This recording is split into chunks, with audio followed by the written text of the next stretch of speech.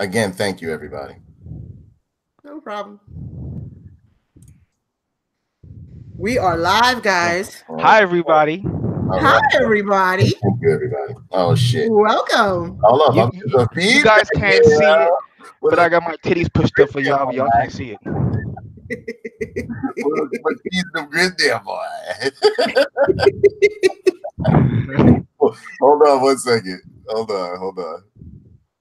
Oh, my goodness. All right. Welcome to TNT Photon HQ, ladies and gentlemen. I'm your host, Uncle Nerd, and these are my wonderful and lovely co-hosts. Well, one is a mercenary that you can hire. So if you need some stuff done, he just finished torturing some children. I'm lovely and wonderful. We have the wonderful Count Kenny right here. The wonderful, what we call him, the mob assassin Count Kenny. Mop better than fucking Toxic Avenger and like a samurai. Oh, I wish I could have used that mop earlier. We have the lovely, most innocent, most adorable, trying to be corrupted in 2019, Ms.Mika. Take the show. Yeah. Shout out to the Black Bottle Boys, yo.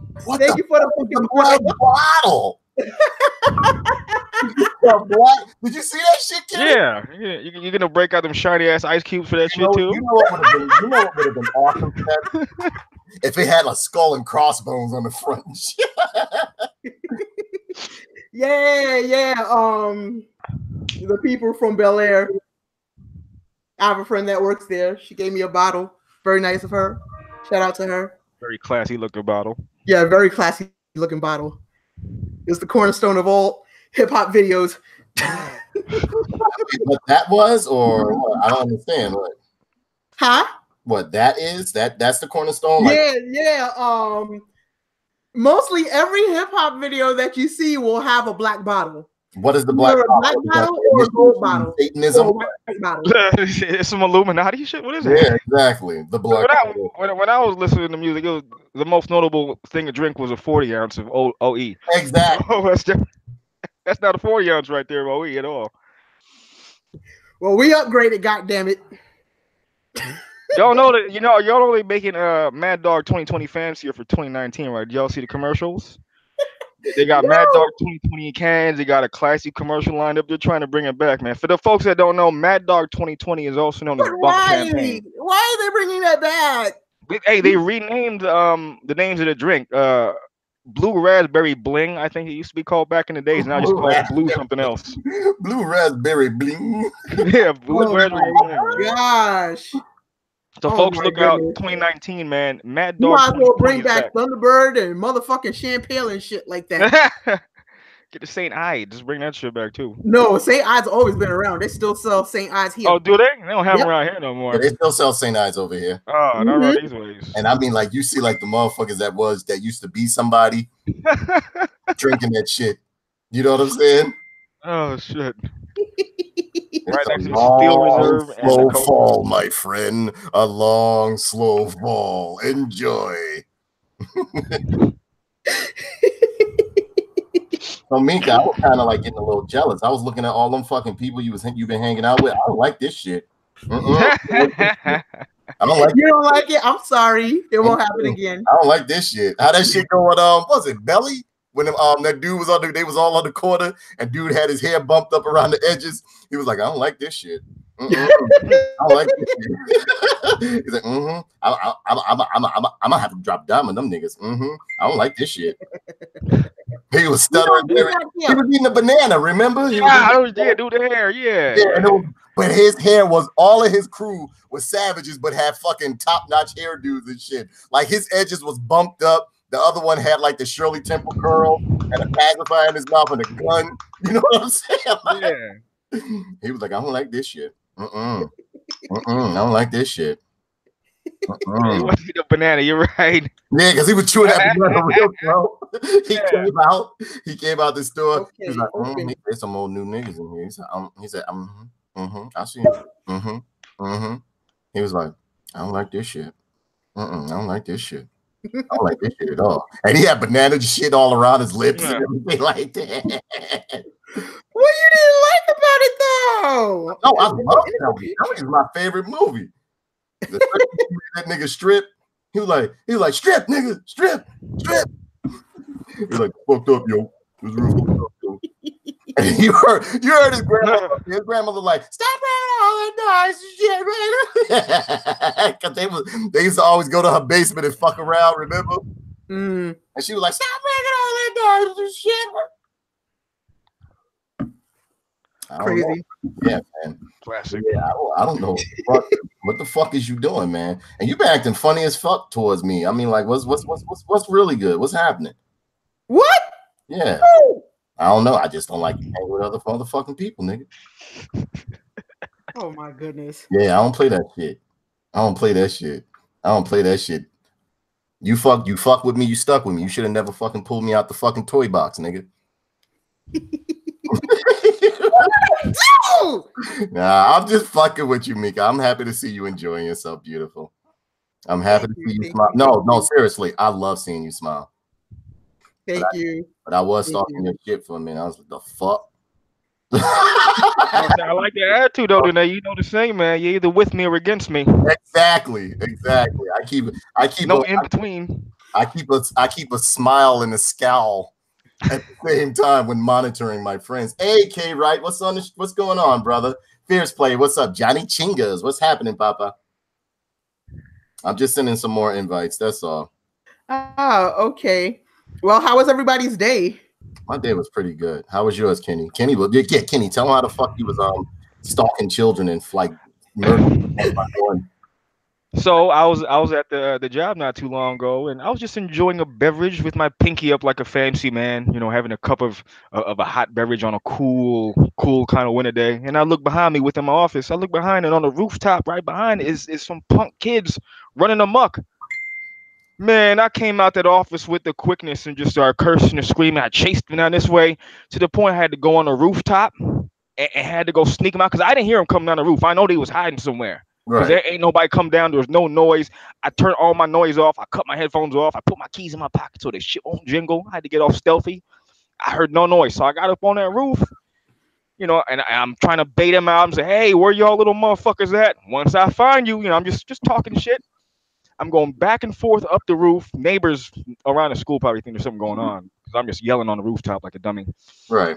And I'm just hunched down, crouched up, looking, and nothing, man. I spent probably close to 30 or 40 minutes looking for these little fucking kids on the roof, and it hits me. Man, I'm turning into dude I used to be running from when I was breaking in all this shit. I was just getting ready to say that. I said, you do know you're turning into that guy. Yeah, man. Shut up, Kenny! Ha ha ha ha! Let's see if I'm like Kenny throw a tomato at you. You like, you fucking kids! Why you the man? I'm expecting little bastards, man. I swear, if they come up with some graffiti, see, I'm off tomorrow, but now I got almost have an obligation to go to school just to make sure I don't have no little tiny ass hands and feet fucking in my building. You become like Bill Murray on Caddyshack. I used to love Caddyshack for the simple fact Bill Murray would be making all these traps for this motherfucker. He was obsessed with that fucking what was it, a gopher? Yeah, it was a gopher. Yeah. Gopher. And his gopher would get up there like, I'm all right. Then he get back down on his ass and shit. I'm telling you though, man, it's starting to eat at me. These motherfuckers got over on me. I don't like that feeling. Like these motherfuckers got something over on me. I need to make it even now.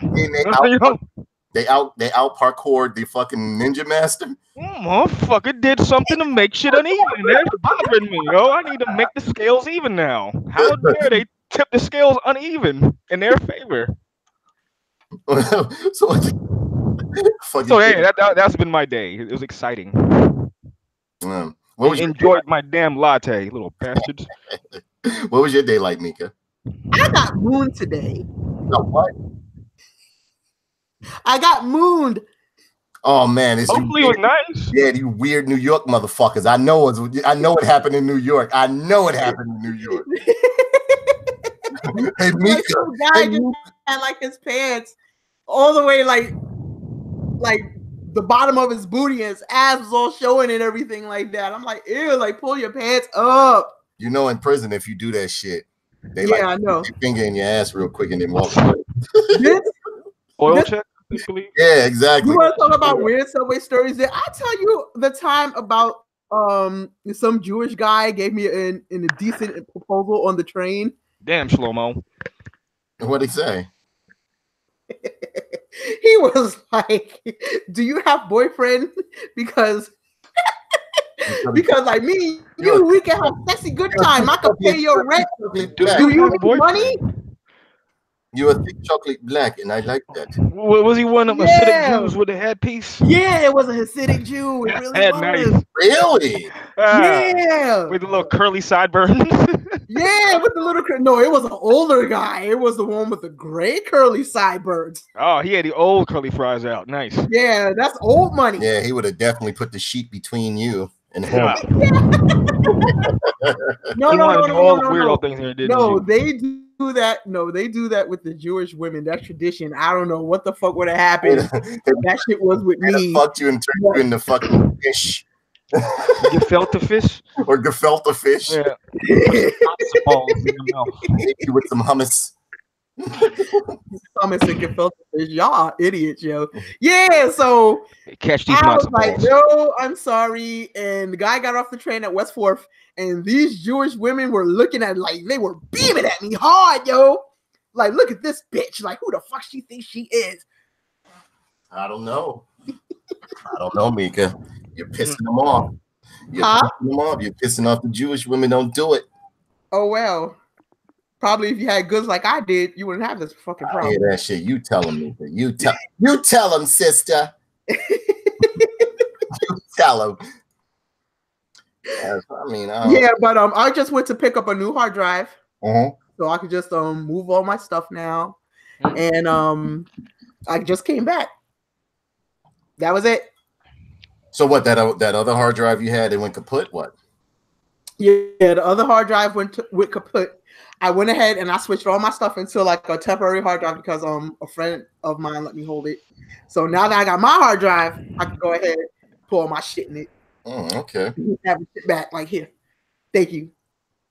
All right. Happy New Year. Yeah, you gotta stop checking out them weird sites. So, how was your day today? What was it like? Today, what had happened?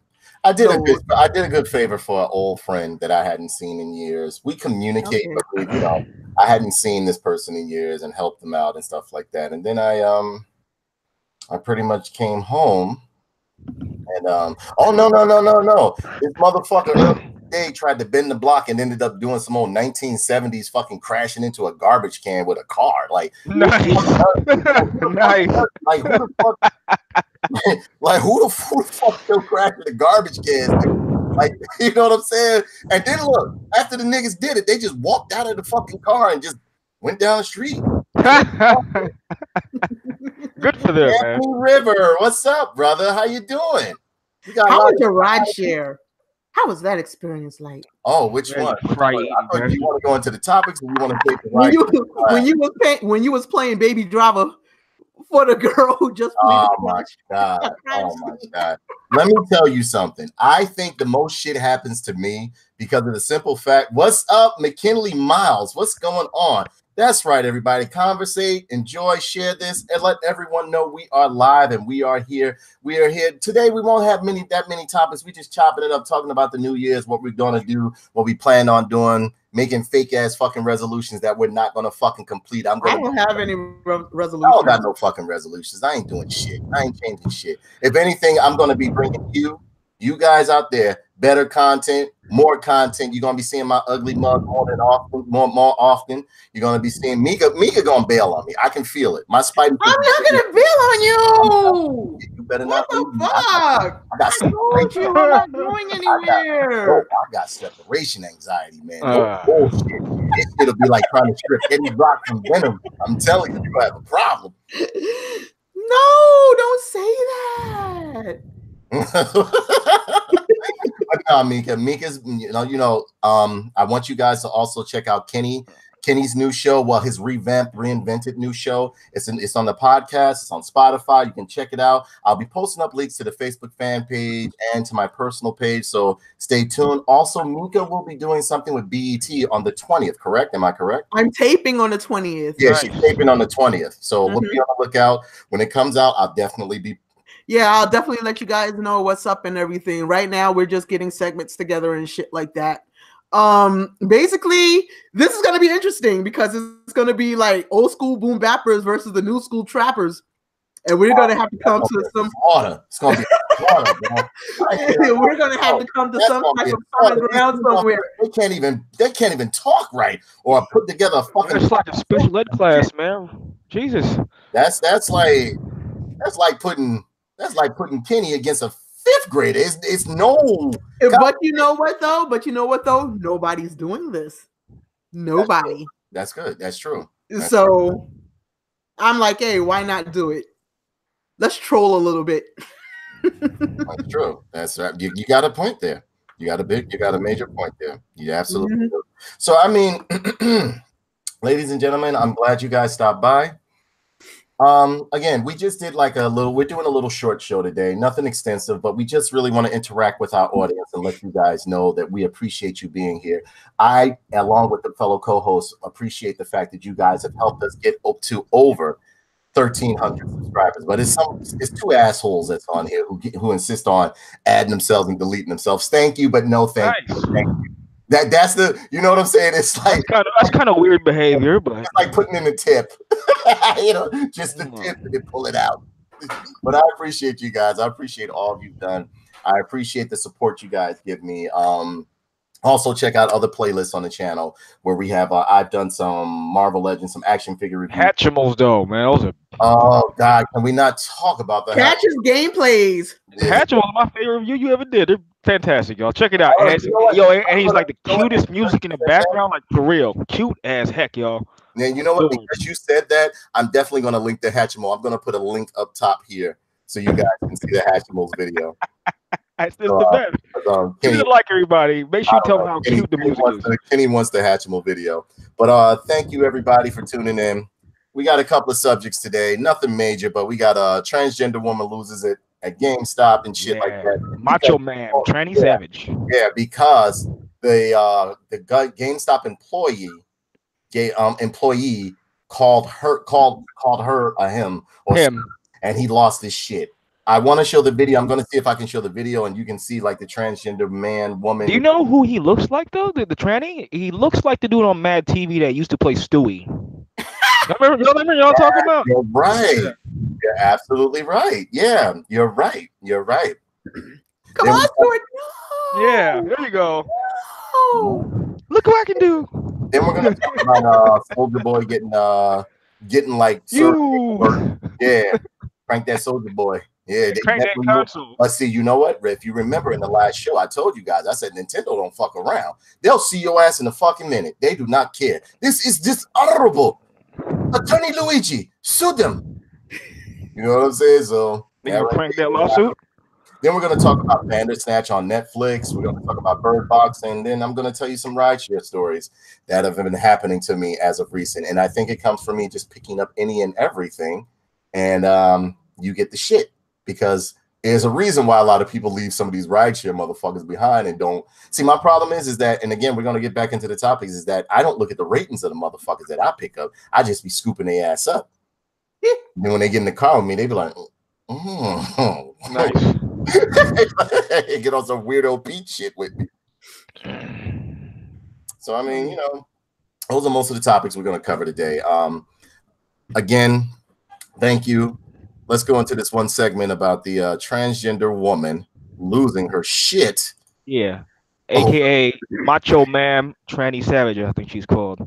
Oh God, you got oh yeah, this thing right here. Got them 24-inch pythons too. Yeah, and I mean, like, you can look this video up everywhere you go. This video is everywhere. I want to show it, but my channel is up for targeting. Every 5 minutes, they're hitting me with something. Man, Chris Jericho was mad. Yeah, I mean, like, if you watch the video, just type in transgender woman loses it, and it's everywhere, all across, all of the internet. Just Google it, and you'll pull it up. But over here at rollingout.com, it says transgender woman loses it when shop worker calls her sir video. A transgender shopper went volcanic on a game store worker when the employee used the wrong title to address her. The unidentified woman exploded on the male employee who made the innocuous error of addressing her as sir instead of ma'am at a GameStop in Albuquerque, New Mexico. The transgender customer had just purchased an item when the fireworks popped off. Because the transgender woman considered sir an indignity, she demanded her money back. I don't want credit. You're going to give me my fucking money back. The customer fired off at high decibels, according to Christian Journal Media. At one point, the transgender customer even demanded the male shop employee walk outside with her so that she could show him what Sir really. Oh, boo, back, boo, back, back, back. Wow. Wouldn't it be fucked up if that motherfucker really had some hands, though? Look at him. He looks like a problem. Do. But no, They mostly do. Like a menace. I really want to show the video. This motherfucker has some bear claws on him. Yeah, I'm about to say, look at the mitts. Look at the mitts on that guy. It looked like the whole female bodybuilder soccer mom and shit like that. Yeah. They were dressed. The unidentified, okay, and it says, I don't want credit. You're going to give me my fucking money back. The customer fired off at high decibels. According to Christian Journal Media, at one point, the transgender customer even demanded the male shop employee walk outside with her so that she could show him what Sir really is. After the customer finished her rant, she stormed toward the door and deliberately toppled a display of toys, and it looked like it was Star Wars toys. So this motherfucker must be stopped. No one topples over Star Wars toys. But she was just getting started because she then walked back towards the counter to continue the tirade. The transgender woman railed once again about the male store clerk misidentifying her gender. She also demanded to have the company's corporate number in order to file a formal complaint.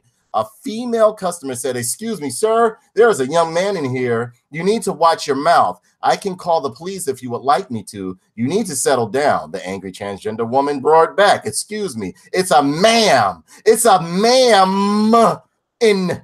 It's a ma'am in.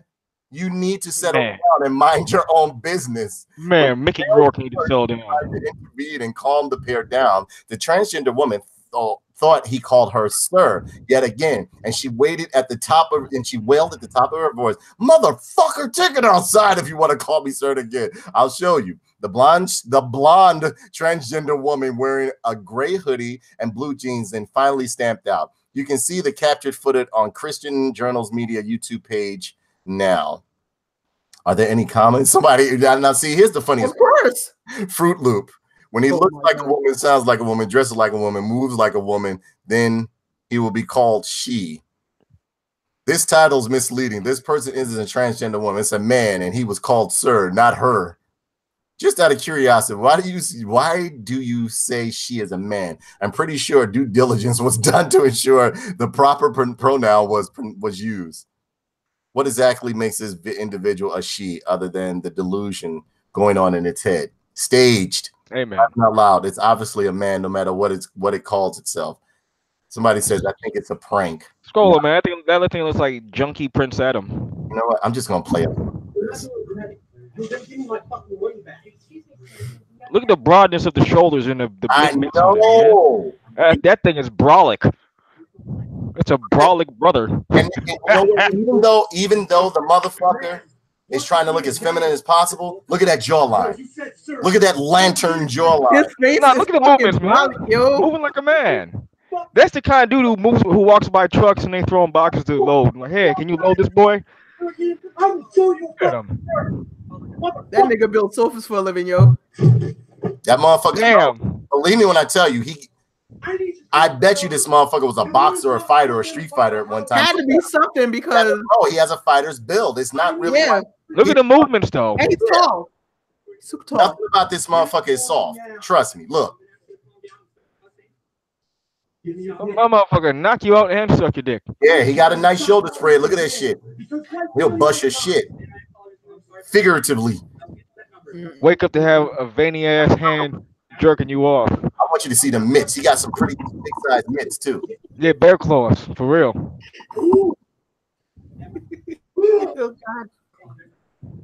Look at them hands of war, man. Exactly. Whatever the fuck he got in that hand is hidden from them big mitts. Come here, Amanda. Let me see the hands. Me right now. But you know what? Me and Mika would have jumped that motherfucker. Yes, we would have. we really would have. Yeah, we'd have jumped that motherfucker. And yeah, you can find this video everywhere. That man has estrogen pills in that person. Yeah, you can find this video everywhere, but it's really fucked up. It's really fucked up, you know. Because I mean, like, you can tell, like, the store clerk was just basically trying to accommodate this individual, and he literally literally just lost his shit. And we got. I wish somebody would have just punched him in the mouth and knocked him out. We got M for Animal in here. There is only. Oh, hi. That's it. Is that your? I'm a real female, he says. Is that your friend from overseas? That's Norway. Yep, that's the one. Oh my God! Right, though. There's only 2 genders and a bunch of mental disorders. Yeah. Bunch of crazies. Fucked up. That's the one. That's my friend. Everyone say hello to Press M for Animal. He is my Norwegian friend that thinks that upon meeting me felt as though the only Star Wars character that I should like is Lando Calrissian. Another thing too, he likes to call me, video chat, and then when I don't respond and I return the call, he won't answer. So he sent me a message and said, "Oh, so how does it feel? How does it feel? How do you feel?" I was like, "Darth, you really not going to answer?" He was like, "No." Yeah. So for 2019, I'm going to knight you as Negro Calrissian. Negro Calrissian, yeah, right. Yes. David Chen, how are you, David? You got to come on the show one day. We want to interview you. David Chen, wonderful actor. He's been in many films. Longtime friend, great guy. You got to check out his films. He's been in films such as Proud Mary. He's been in really? Yeah, he's been in Proud Mary. He's been in Luke Cage. He's been in what was that? He's been in a tirade of films. He's been in Gotham. He's also done stunt. He also does stunt work as well. Wonderful guy. If David is listening right now, pretty sure he is. I need your bio. I need to read up on you. I would love to interview you. He has a bio. His bio is on what's the name? His bio is on IMDb. Just type in David Chen. You'll see him. Wonderful guy. Chin or Chen? Chen. Wonderful guy. Great talent. He's one of those Renaissance people like yourself, Mika. Full of talent. Full of like, hello, you funny Americans. Ha ha ha. I look down on thee. That's what Press M for Animal says. Hello, you funny Americans. Dance. Yeah, I mean, this guy stays working. David Chen, he stays working. He is one of the busiest guys in show business. Every time you look, he has a new show that he's working on. He's also been in this one show that I also absolutely love. Oh God, it's what's the name? He's been in a lot of them. And like I said before, one day I want to get the opportunity to bring him on, which is what I told you guys before. We will be doing interviews this year because I know many people in the industry. He's been in Tell Me a Story. He's in a multitude of things. He's a great guy, fantastic person, wonderful character, great acting prowess. I mean, and you know the thing I like about him is that anytime you meet him, he still acts as though he doesn't let the fame or the popularity get to his head. He's still the same. That's what I like. Absolutely wonderful person. But I mean, moving right along, we have a story here of Soldier Boy getting caught up on some bullshit. Yeah, crank that console. Nintendo is going to take him down. No. I think Nintendo already. Man, I almost want to support Soldier Boy now. I'm gonna cop me a console. No, you can't find them anymore. You cannot find them shits anymore. That's it. They got his ass. They got it. Right where I don't want to get one now, just because of the whole thing. I think it's fucked up. I almost want to get one now. That's messed up. So I mean, over here we have like a Soldier Boy. Tell him. It's fucked up. We have an article here from comicbook.com. And it's look at that picture, crank that lawsuit. Amid legal threats. Nintendo, as I told you before, you can slice them, you can dice them, but the Nintendo man just keeps right on coming. I'm telling you, you don't fuck around with Nintendo. They will fucking throw a number at your ass in a minute.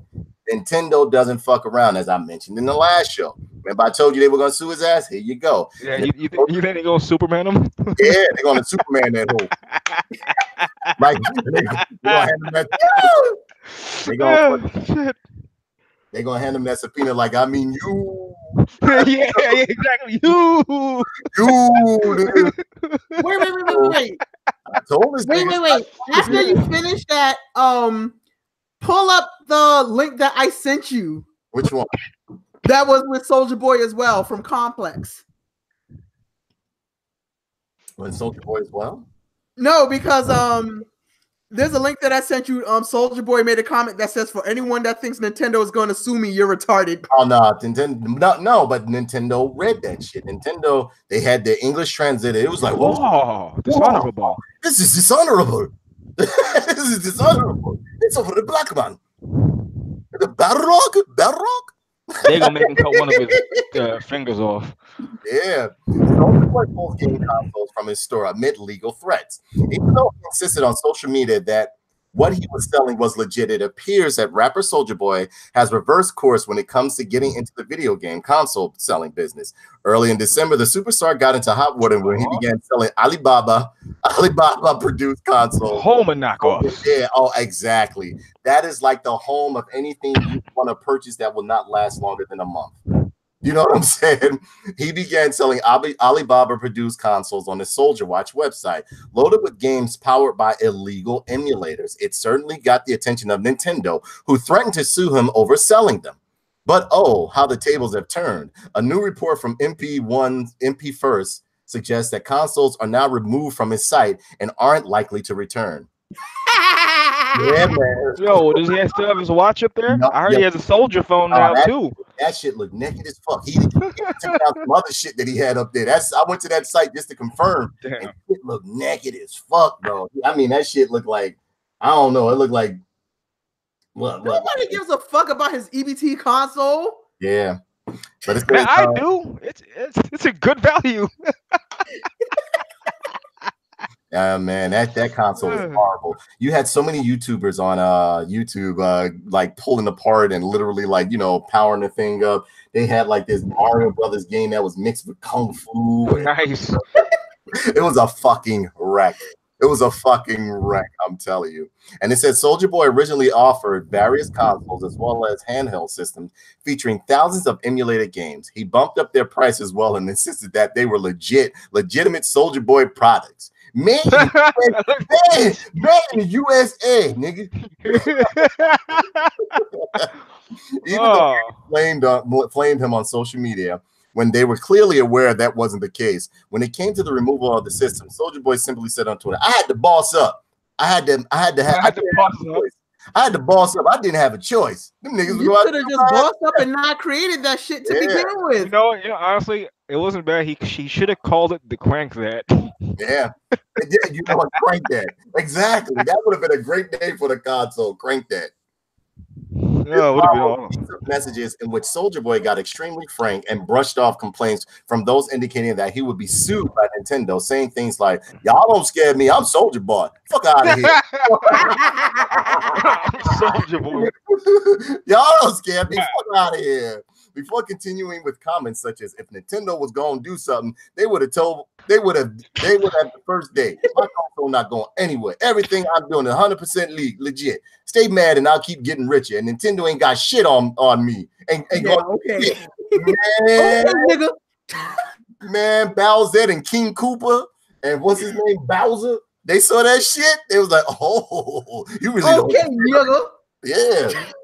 I think it was King Koopa's kids is the ones who were suing his ass and shit. Because yeah, if you remember the Super Mario Brothers show, that one that stayed high all the time, that was the one that was the smartest though. And it says now the real question is if Nintendo is going to move forward with its threats. A few of these consoles may have already been sold, but the Soldier Boy loyal is possibly picking them up, so the company could have some legal ground to cover. Lawsuit-wise, there are other game manufacturers that could get involved. Oh my God! Depending on what titles were emulated, the Soldier consoles reportedly included a number of emulators covering the spectrum of classic game consoles.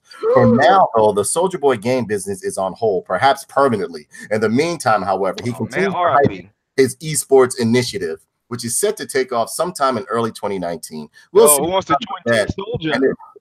Exactly, and if his now canned console lineup gets in the way. Yeah, so Soldier Boy, crank that Soldier Boy. Look at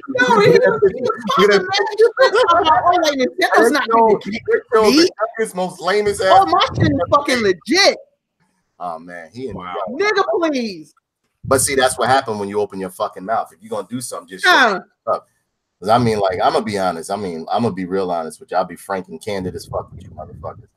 I used to sell bootleg movies and shit like that. Did you see me opening up my mouth and be like, "They ain't gonna do nothing to me"?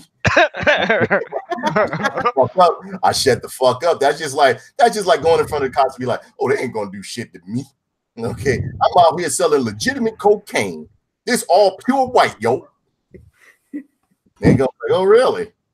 You know what I'm saying? Oh really?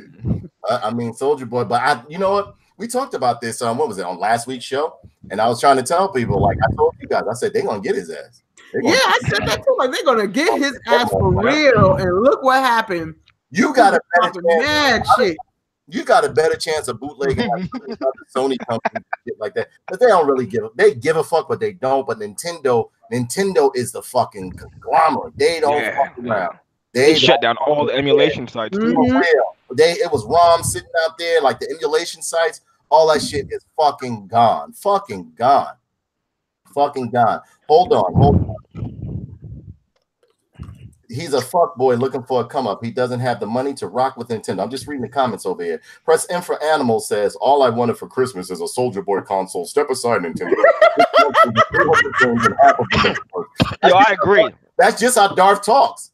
That's just how Darth talks. Mouse Type says, stop being cheap. Jade Mew says, he's always cheap. Jade Mew says, Danae is cheap. But press M for Animal.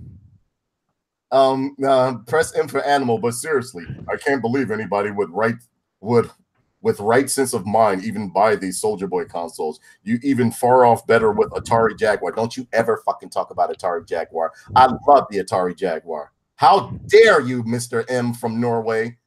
But David Chen says, man, you know my background. He like, yo, you know what I used to do. Press M for Animal also says, Mario and his pal Donkey Kong gonna fuck Soldier Boy up. Yeah, they made it. She ain't looking good for the old. She ain't looking good for the old kid, man. I'm telling you, shit looking fucked up. Oh my goodness, who is this guy? I love him. I don't say his name out loud, but I'll send you a link. I'll send you a friend request with him. He's a great guy. I have known Martin I would say I've known Martin over 8 years. He sends me gifts in the mails. We're a very big Star Wars fan. He's actually on one of the earlier podcasts before you became a co-host here. I did a podcast on it. And we were talking about how we can save. But he needs to be on the show then. Darth, why don't you come on the show right now? Your ass is up. Come on. Yes, please come on the show. Come on the show, Darth. You would not now, but right now.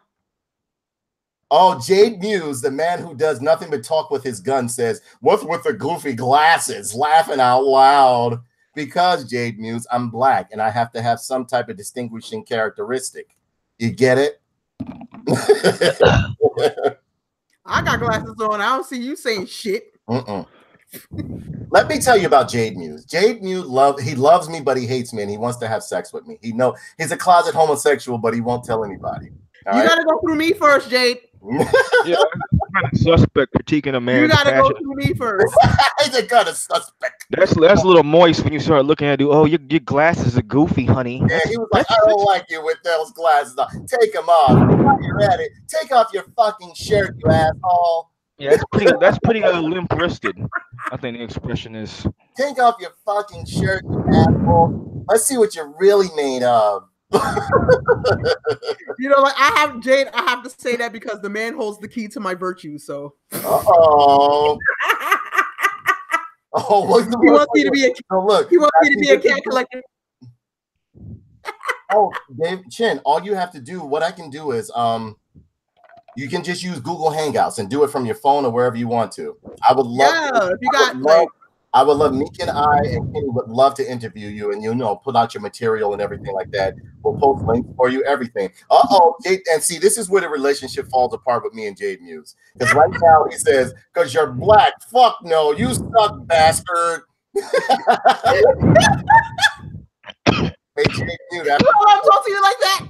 Yeah, no, you gonna let talk to you like that? He has said so many mean things to me, and what gets him is the fact that I keep coming back. Or like he'll come into my Xbox party and I welcome him with open arms. He was like, "Did you see what I said to you?" I said, "Yes, thank you."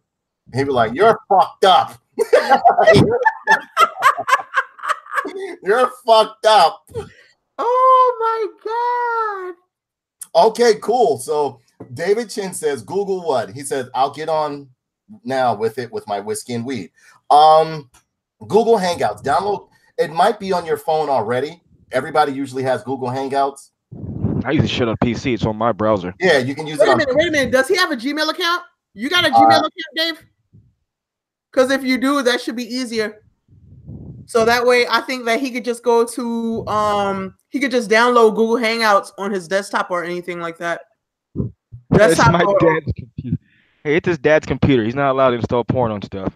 It says right there. It's my dad's computer. Darth, I don't think your father would mind. Trust me. Trust me. Your parents met me and they were actually happy to see me, Darth, and they were Norwegian. His father was like this. His father was like this. He saw me. He was like this at first. He was like, and he said, his mother was like, hello. His mother is cute as fuck. I will not lie. I'm telling you, his mother is cute as fuck, and she got to be. Darth's mother is like up there, but she cute as fuck.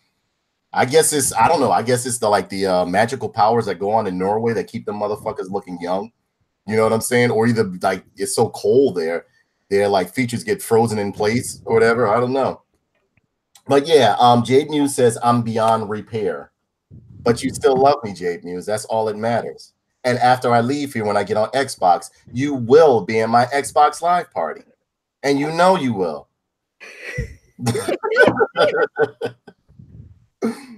Oh my gosh. So they won't mind. Mouse Type says if you get Brazilian porn, they won't mind. But sure, you can add Princess. What's your name? You can add Princess. What's your name? What do you mean, Darth? What do you mean? I don't understand, Darth. I don't understand. Is he talking to me? What's my name? He also Press M for Animal says add me on Facebook. I wrote wrong. Jade Muse says you look like you're 50 while he's crying. I know. I actually thought I looked like I was 70. Thank you, Jade Muse. You say the sweetest things. You say such sweet things. And I'll send you some pictures in a minute. Check your messages, Jade Muse. You don't look 50. He hates when I send him pictures. I'll be sending him pictures of like my mother's shit. I'll send him like pictures of like like what I sent him a picture of like a guy surrounded around a bunch of dildos and stuff. Then I sent him yes, Mika, he's talking to you. My name is Mika, but you get the honor of calling me Pinky, sweetie. But you know what, Mika? If you go on my Facebook, you can actually find them. All right, downloaded Hangout. He said, my mom was happy to see you. My dad don't care for any of you. Any of you. Any of you. Your dad was probably a Nazi back in the day. My dad don't care for any of you. Any of us. His pop was a Nazi, that's all. Okay, so what I'm going to do, you guys going to have to hold down the show while I try and get David Chen on here. He wants to come on the show. So give me a second. Let me, what I need you to do, hold on. I'm going to go into my Google Hangouts right now and find, you're going to have to send me. Oh my God, Jade, now Jade, look. This is to show you the type of relationship Jade Muse and I have. So if he was a girlfriend, he would be a serious problem. Look. Jade Muse is harassing me and calling me right now. No, he can't do that during the show. No, he's mad. You hang up. That's hella homosexual, sir. You tell him I said for you to hang up. I hung up. I love you, Jade. Don't leave the room. We love you. Sir, you're incredibly moist. That's a we do. I don't know you, but it's all in good fun. But yeah, he gotta hang up though. Sorry. It's queer as hell. Yeah. So what I'm gonna do is that man's a queerio. You guys can take over the show, talk about anything, interact with the audience over there, let them know you're here, acknowledge them, and I'm going to try to get a hold of what's his name? David Chen on the show. Chen. Wonderful guy. But can't wait to get this guy on here. Hold on one second. You guys. Yeah. So right. You said that you wanted to talk about like some bullshit New Year's resolutions. Like, absolutely. I know Danae don't have any. So, Kenny, do you have any New Year's resolutions or no? I'm gonna stop cursing. Nah, fuck no, I don't, man. Stop cursing? Nah, absolutely not. I don't have any. It's going against your whole nature. It's absolutely silly to do a resolution. I don't believe you. I don't do resolutions. They're silly to me. It's nonsense. Now, what's his name? David Chen. Yeah. My only resolution I have is to travel more. I really do want to travel more. I miss traveling. You know, like I need more stamps on my passport, and I miss that. Make sure you guys pay attention to the comments too. Talk to them motherfuckers. Oh, let me look my comments here. Let me go look. Yeah. Oh, like shoot, like I'm not even on my own browser right now because I'm just paying attention to the whole show and everything like that. Okay, I'm on the comments. My dad is vice mayor, no joke. All right. My dad is vice mayor, so you better watch your fucking mouth, American. Good for your pops. That's neither here nor there with me, sweetie. No, I just sent David Chen a message. David, I just sent you a message on Facebook. Send me your Google Hangouts email. Sir, if you don't mind me asking, how Aryan are you? I mean, are you a straight, like blonde hair, blue eyes, Hitler's dream Aryan, or are you like some sort of? Are you talking about press M for animal? Yeah. Yeah, it's Darth. You remember him? He used to be. Oh yeah, he's a legit Aryan. He's also in the bestiality. That's a weirdo. For sure, I know, dude. He likes mutants. He he likes to fuck animals, man. Dude's wild. No, they have to be mixed with something. They have to have some type of humanoid DNA. Then they're like dragon people and cat people. That's not true. It's just comedy. It has to be.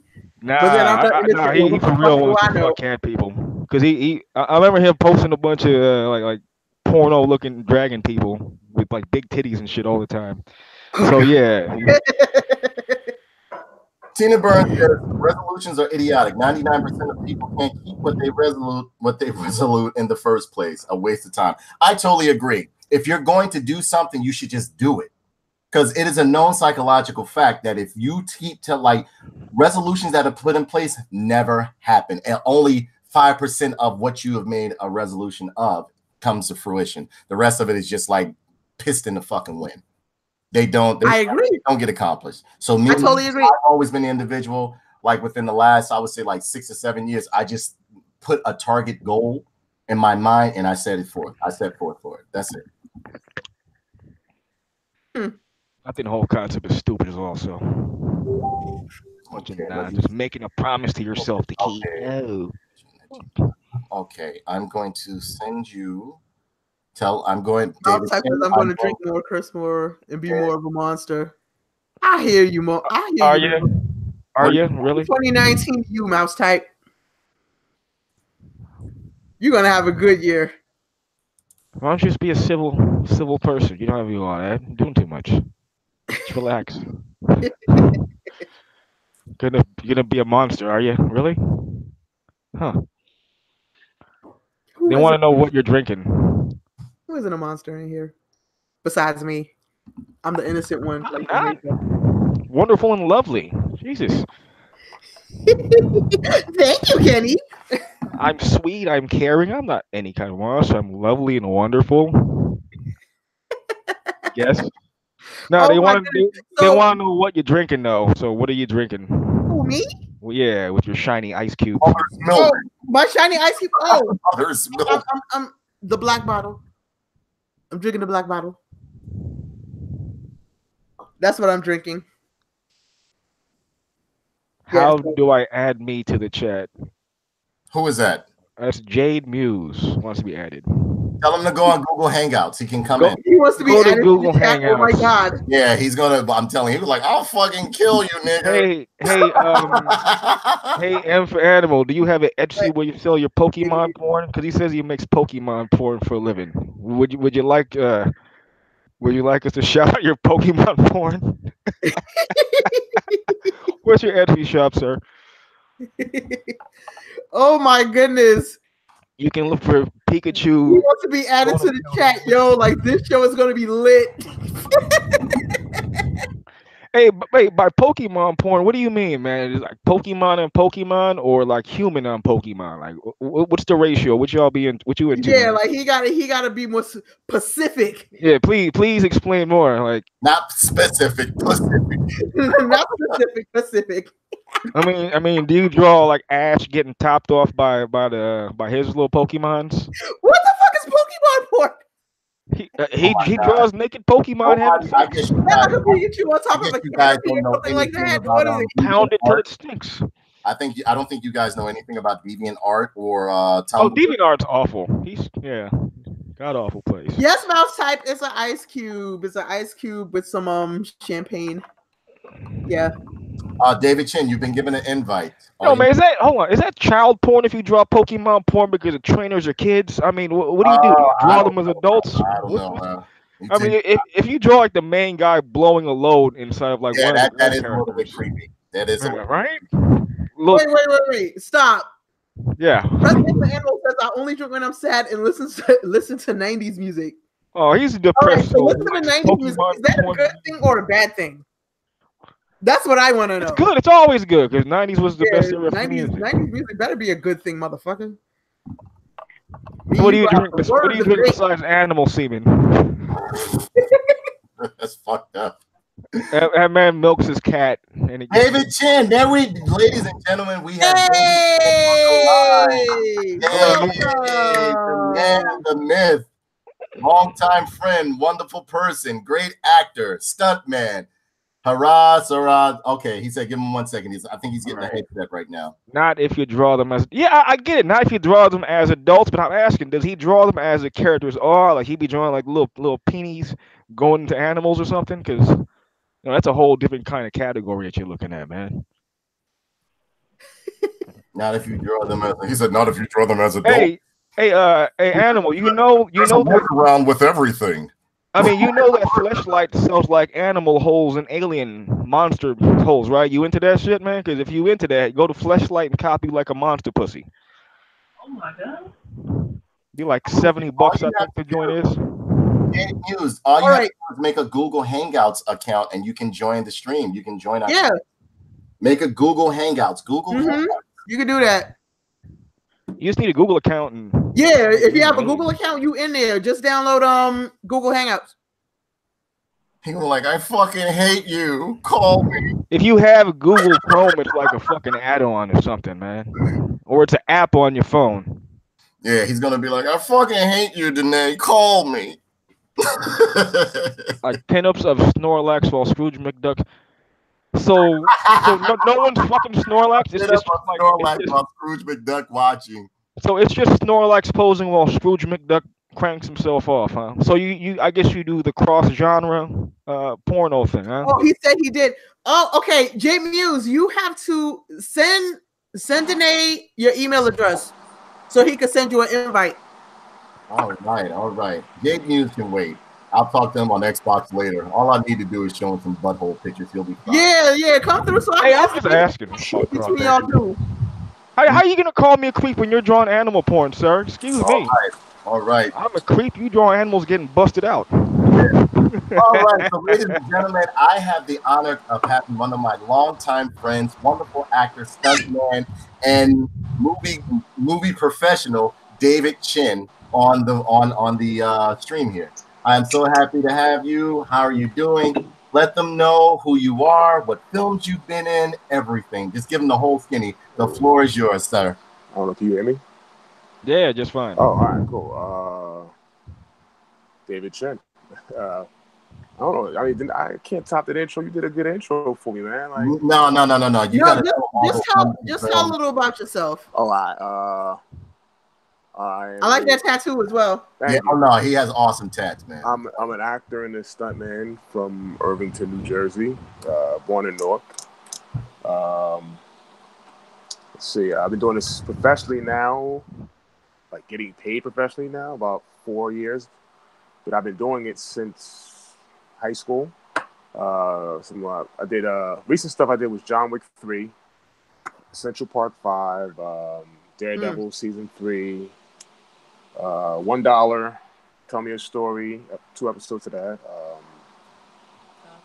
Gotham, Blue Cage, Power, Blue Bloods, Blind Spot, Proud Mary, First Purge. I just did a movie with a couple weeks ago with Adrian Brody called Clean that's coming out. Right. Other than that, I just drink whiskey and smoke weed.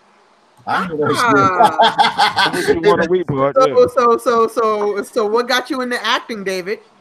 I've been wanting to do it since I was a kid. Like I always loved movies. Like one of my old most of the movies I know loved were like The Last Dragon and Lethal Weapon 1 and the old school action joints, the old Sylvester Stallone, Van Damme days, Steven Seagal before he turned into a couch, like those dope back era days. Right. So I always liked that. Always wanted to do it. Always memorized the lines, and it's just something I wanted to do. I mean, then you know I had a lot of jobs. Exactly. I did the bootleg movie thing too. He was a bouncer. He was a bouncer for years as well. Bounty hunter for a long time. Bartended as well. No, never bartended. No, well, not really. I did like twice. It was just like it was like house party shit. It wasn't real. But mainly bouncing and bounty hunting, private investigating, mostly physical jobs. Right. Oh, dope. Yeah. Dope. Go ahead. Yeah. I'm sorry. Like, I'm always in interview mode. No. So, like, is there any show or anybody that you would really love to work with? Like, who is somebody that you always wanted to work with? It's a lot. Like, who? It's a lot of them out there. So, like, Clint Eastwood, Denzel Washington. It's so many. Like, even if we go old school, like Stallone, Schwarzenegger. Yep. Not so much Steven Seagal, but like Kurt Russell, Samuel Jackson is like on my top. It's a lot of them. It's a lot of them I got the chance to meet. Like, I got the chance to work with Ava DuVernay, so that was dope. Vader, so that was cool too. Before he became Ultron, right when he got cast as Ultron, I got to work with him. Who else? Oh, Luke Cage, that was dope. We got to work with Mike Coulter several times. But the thing about that is the stunt coordinator for Luke Cage was really, to me, was the highlight of that experience, because the stunt coordinator for that is James Liu. Right. James Liu was in Big Trouble in Little China back in the day. Right. Wow. Yeah, and he was also in Lethal Weapon 4, if you remember, when Chris Rock and Mel Gibson were chasing the guy through Chinatown, and he got away, and the guy went on the roof, and Jet Li strangled him on the roof. That was James Liu. So it was like working with somebody I watched as a kid, and him and I became friends still. So that was like, cool. But currently, it's a lot of them out there. It's a lot of black directors that I want to work with, like Pete Chapman. Right. F. Gary Gray, who I know for a while. We haven't got the chance to work together, but I've known him for quite a while. Anton Fuqua, John Singleton, just all the main black directors, male and female. I just want to work with all of them. I just want to work, period. Right. Something good. I just want something good. Right. Like Proud Mary was dope, but that wasn't like my breakout movie. I died. Huh? he said, I died, but I did enjoy the film, and to me, if you ask me, it was a grindhouse film. It was a very good film, and it just went under the radar. It could have been. Well, the thing is, it could have been better. It could have been better because we did reshoots for that movie. Oh, okay. And the thing is, why it could have been better is because, in my opinion, the director of that movie is not good at directing action. Oh, so. We basically, we shot one thing, right. We put a trailer out where in the trailer I got blown up, but when I looked at it frame by frame, you see a freeze frame of me like this, and then I blow up, and it was just terrible CGI. It was bad. So they called us back, say, "Hey, are you available?" I went out there for almost 3 weeks. We shot the whole thing. We did the whole thing with the car, right? All that, way better. So. I got to work on that whole ending. You don't see me really unless you really look, but I died Nah, honestly, Chen, I am such a big fan of you and your work to where every fucking show and film you have been in, I said, that's my boy right there. I know that nigga. Just because you know me, that's what was the worst set you did? The worst stunt? What do you mean? What do you mean worse? What do you consider worse? What was the worst set that you ever worked on? I mean, as far as attitude wise, or what set did I get hurt on? You mean? Attitude, organization, direction. Everything I've worked on so far has been cool. I haven't had any bad set experiences. Right. You know what I was actually, Chen? Huh? How was your experience working closely with Jada Pinkett? Because for some apparent reason, it seemed like she kept you very close, almost in all stills, or like she insisted that you were by her side. If I could be wrong, but that's what it seemed like. Was that the case? And how was it working with her? Well, you know, when they cast me in most of these films, they don't know what the fuck I am. So, He said they don't. they like I'm cast as usually. I've only been cast as black as once, and that was the very first episode of Luke Cage, and I was called Tall Black Guy. Mm-hmm. Everything after that is either I'm Hispanic or ethnically ambiguous or just Wow. a character name. So for that, I guess the tattoos that I had played a lot, and they liked it. Right. And so they used it, and that was really like my second job in the business. Really, my second professional job as a stuntman, working on that with Jada Pinkett. Yeah, that fight scene, that was my second job, and I kind of almost didn't get that because I used that coordinator's name before working for him and got hired on another job. So he gave me my chance, and with that, that's how I wound up getting the second role, the second episode with her, like being her dude and all that. No, bro, you were in more than just 2 episodes. You were like her fucking. No, that was in the beginning. I'm talking about the very beginning. That's the very beginning. Yeah, I've been in it 5 seasons. I'm in the last season now. Yeah. I die one more time this season. You know they kill me every season except season 2. Yeah, season 2. I think you just faded off. Like you got away. Yeah. I beat up this white boy in jail. Mm-hmm. What do you prefer more? Do you prefer the acting or the stunt work? Personally, I prefer the acting because that's really where my passion lies. Right. Stunts is also great, but stunts also pay the bill when there's not much acting. There's so many people trying to be actors. You know, they look for a very particular thing. Sometimes, you know, I have what they're looking for. A lot of times I don't. The good thing about it is if I'm submitting for an acting role, where a lot of these jobs that I work on, they'll have me audition as an actor first because they'll have a physical role instead of having a stunt double. They'll have me do it. But if I don't get it, I usually wind up getting on the show anyway. Like Proud Mary, I auditioned for a role of a guy named Jerome, and they liked it. And they called me back for I did 3 auditions for it, and then they said, "Oh, we went to a different direction." Basically, they changed the role to a white guy. It was only going to be 3 days. So if I'd have got that job, I would have been working on it maybe 3 days to a week. I wound up getting stunts on it and worked on it for over a month. So much better for me, money-wise. Okay, so like what are the? Yo, what is with this sandwich that keeps popping up? Oh, That's no, a sandwich. That's actually Danish. It is. That's a cheese Danish. That's my wife said it wasn't Danish. Nah, I'm thinking I'm on PC. I don't have a camera because it's. I got you. So you get a cheese Danish. Cool. My bad. What was your question? You said. The 3 misconceptions of stunt work. We mean it 3 that is easy. That anybody can just do it. And that let's see. I think it's only really 2 misconceptions. That it's easy and that anybody can do it because anybody can't just do it, and it's really not easy. There are some easy days and there are some very hard days. Yeah, because I saw that was one stunt you were doing and you had put it up on Facebook and they had you strapped to some harnesses and stuff like that. Have you ever been seriously hurt on while doing this? Yeah, that's a good question. I think the harness one was for Proud Mary because I got the original stunt for that. I was slammed and I got in the harness. I was blown up and thrown into a forklift, and on that one I hurt my neck, but I didn't realize it's like a year later. I still deal with it sometimes. I had a slip disc in my neck. At least I think I do. I don't know. I got to go to the doctor and find out. It's been like almost 2 years now, a year and a half. Oh my goodness. I cracked my collarbone on Luke Cage. And I got my face split open on Mr. Robot. Oh yeah, I did Mr. Robot too. Yeah, that's right. I was going to say, I was like, I remember seeing you in Mr. Robot. Trust me, I forgot that. I follow your work sedulously. Believe me when I tell you, I follow your work sedulously. No bullshit. So, Thank you.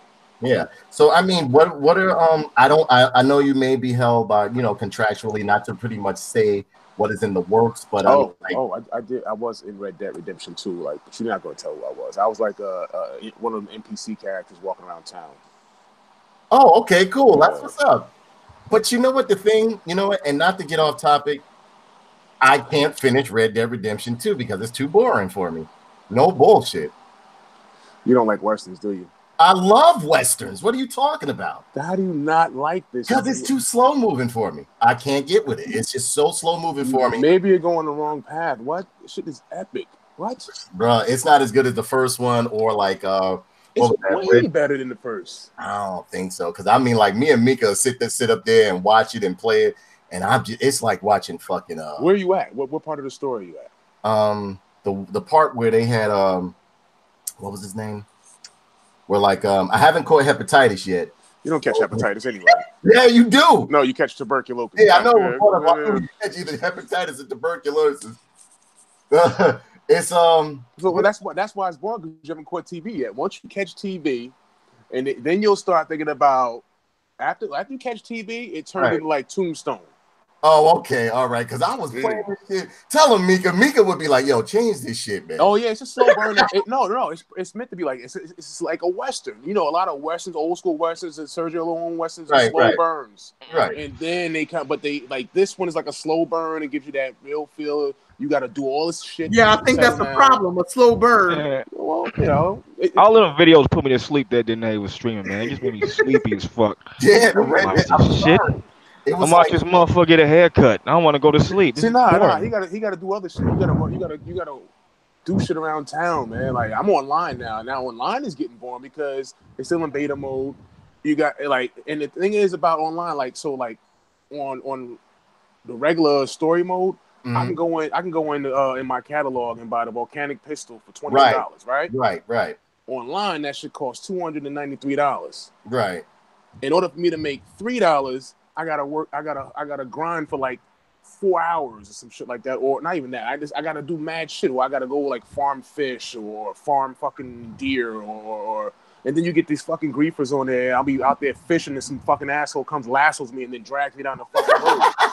You know? Yeah, that's what a friend of mine said. The reason why he stopped playing is because he said every time he would go into multiplayer, like somebody would throw a lasso around him, just start running with him. This shit is fucking funny though, because now I'm good now, so like I can I'll tie out, and they'll run up on me, and I'll just straight shoot them in the head, and they'll be like, "Oh shit."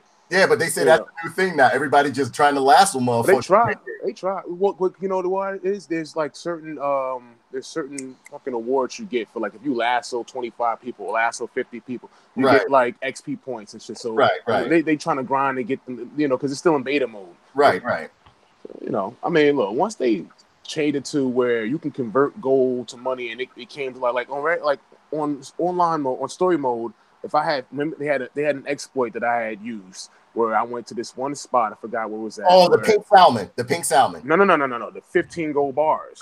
Oh, okay. All right. So I wound up having like 30 gold bars. Right. And I would take it to the fence and I would get $15,000. Right. I did that shit so much. I got like online on story mode. I got like 20 grand. Right. Now online, one gold bar ain't shit. So like. Yeah, everybody was complaining about that. So like, if they change it back to the regular currency, there's gonna be so many people out there that's rich because they get out there buying gold bars, trading it in, and all that, which is fine. You know, it'd be like Grand Theft Auto. Right. I mean, look, if they do it like Grand Theft Auto, add some houses, some settlements that you can go in there and purchase, and like they said, I watch a lot of the videos now. If they change, they put in place the honor system, whereas if your honor is high up there, you can be a good outlaw to do bounties. Or if you're a bad outlaw, you can do the other shit.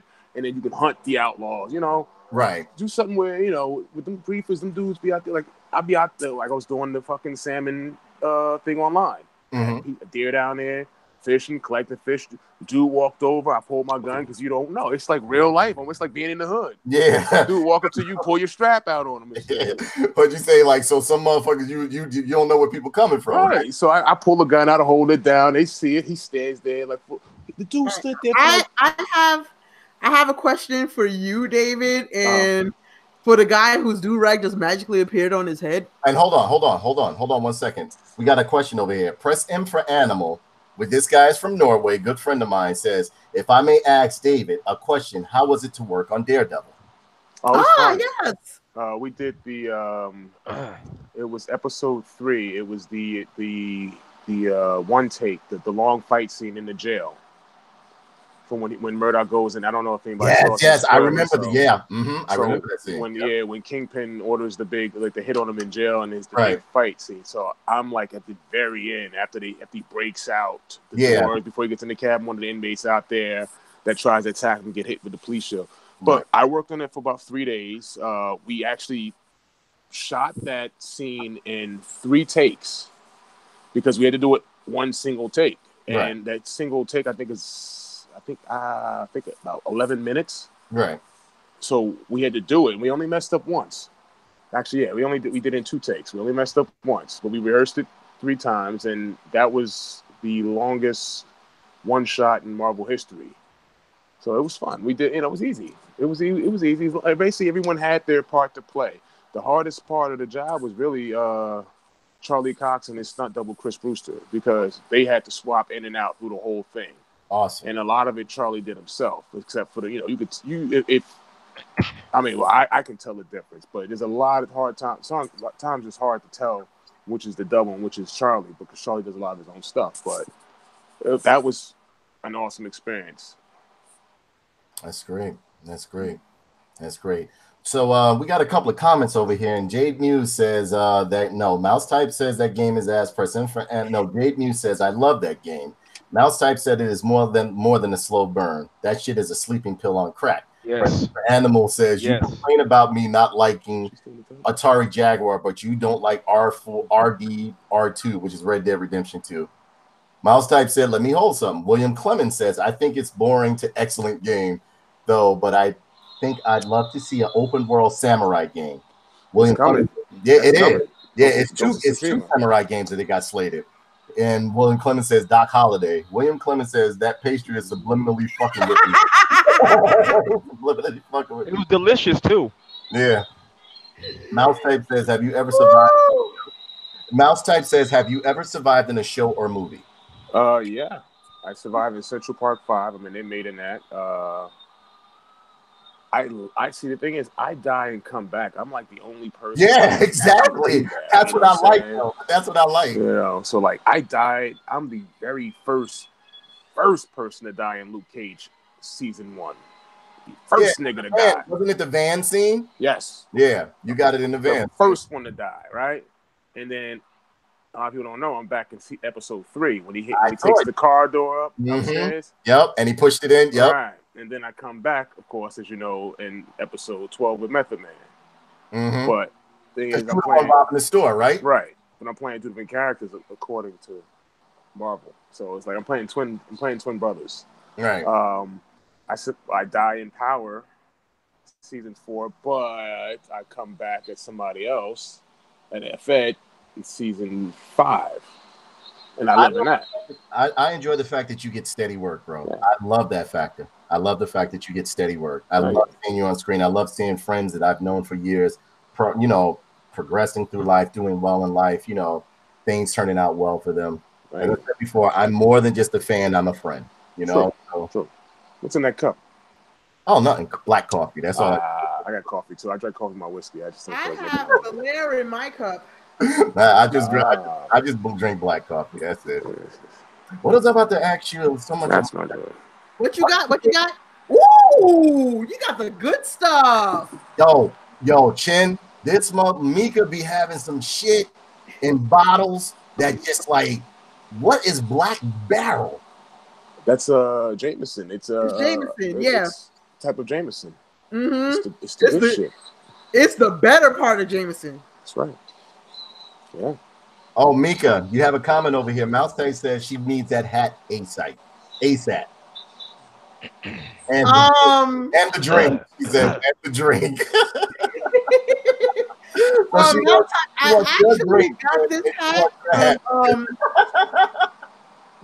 I actually got this hat from Patricia Field, who used to work in Sex and the City. And she had a store. And yeah, I got this from her. But the drink, you can get the drink at your local liquor shop.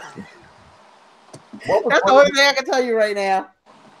Yeah. But yeah, the question that I had for you two guys was, like 2019 is coming, and both of y'all are like the biggest gamers. So, what are the games that you are looking forward to for 2019? What's the zombie one? Yeah, Lost. Days Lost or Days Lost. Days Gone. Yeah, Days Gone. Days Gone or something like that. I'm looking Days forward Gone. to that. Yeah, I want that one. And Ghost of Tsushima. Ghost of Tsushima. Devil May Cry 5. Who? Devil May Cry 5. Yeah. I haven't played Devil May Cry since like Devil May Cry. No, this new one, I played the demo, is absolutely fantastic. It's back to the core roots of Dante, of like original Dante. But hear me out. There's also the other, there's Virgil, there's Nero in there. He's lost his fucking hand somehow. All that shit. It plays well. I played the demo like 5 times. Well, see, the thing is, you and I, we like different games though, because like I don't really do sports games. I don't like sports games. No, I'm not saying you. I just started liking first person actioners. Like the only first person action I used to play was Call of Duty, and I got bored with that after a while. But like when I played Far Cry 5, I was like, oh shit, you know. But like my games are like Assassin's Creed, Grand Theft Auto, Red Dead Redemption. You like stuff like Cuphead and stuff like that. I watched the video, I tried to get into it. I just can't. My daughter likes stuff like that. I can't get into that. I'm more. I don't know. I guess I'm boring when it comes to my girl stuff. But I don't. But like see, the thing with me is that my taste change. Like at times you'll see me play open world shit. At times you'll see me play a few first person. I'm not too particularly fond of first person shooters, but like I love a lot of like honestly, I like this. I love the Batman games. I love that was cool. I like those. I like the Spider-Man game. It grew on me. I liked it. It grew on me. You know what I'm saying? Spider-Man. Some of the DLC sucked though. Yeah, the Black Cat DLC was Black Cat was disappointing. A bit underwhelming. It wasn't no boss fighting. It was just nothing but all side missions. The thing with me, the problem I have is like I get a game, I destroy them. I beat them fast, right? So like I beat Spider-Man at 100%. So I had nothing else to do before the DLC came out. Then Assassin's Creed Odyssey came out. Right. So I got into that. And then I was trying to rush to beat that because Red Dead came out and I had pre-ordered that. So I got that early. So I was just like, all right, fuck Assassin's Creed. Then I jumped on Red Dead, beat that. See, once you beat it, once you get sick, it's sad to say, once Arthur gets sick, Arthur gets gully. And then you make different decisions and it changes and then it becomes like playing the Tombstone game with action. Okay, because see, what the issue I had too is that and Rockstar is famous for doing this. They pretty much place you in situations without even giving you like proper instruction on how to execute certain things. Oh yeah, you know what I'm saying. But Rockstar is famous for doing that, and it got me a little frustrated because like I have the video on my channel where I spent an hour trying to master the aspect of drawing, like doing the duel rather. Oh, because it took me a little while to do the instructions that they gave is not how the duel goes at all. It's kind of like how the first Red Dead was, though. No, the first one you drew slowly and then you moved it and then marked it. Yeah, they made it a lot more technical. Three-part thing. You got to slowly pull it up, lock on them, and then fire. Right. Like it's weird. It's not like the first. They made this game a lot more complicated, for no reason. And there's a lot of features you can do that you don't even know that you can do. Like you can dive with the gun in your hand. Yeah. Like me, I just recently found out that I can do like some RoboCop flip with the shit. Yeah. Double tap it and spin it. Yeah. Funny story is my boy, one of my close friends. I don't know if you've seen maybe one of the pictures I posted with him, but his name is Muhammad Ali. Right. That's his real name. Right. He does all the mocap for all the gun draws and all that stuff, but he also did all the mocap for Lenny. Right. So like this dude is a beast. So we got a couple of questions over here, and you got to understand, like, everybody just wants to ask you so many questions. William H. Clemens says, "Who did most of the Bushmaster stunts?" If you're in a position to answer that, I didn't work on season 2, but I do know the guys that did work on season 2. Right. So as far as like all his, the Mustafa, the actor, did a lot of the fights. But when it came to like the flips and acrobatics, a friend of mine named Brandon McCleary did all the flips. Oh, okay, understood. So, but when it came to like him doing like, in fact, when a lot of the kicks, like a lot of the capoeira type style kicks, he actually did himself. But there's like when it came to the aerial flips and then the high falls, another guy, Brandon, jumped in and did that. Oh, okay.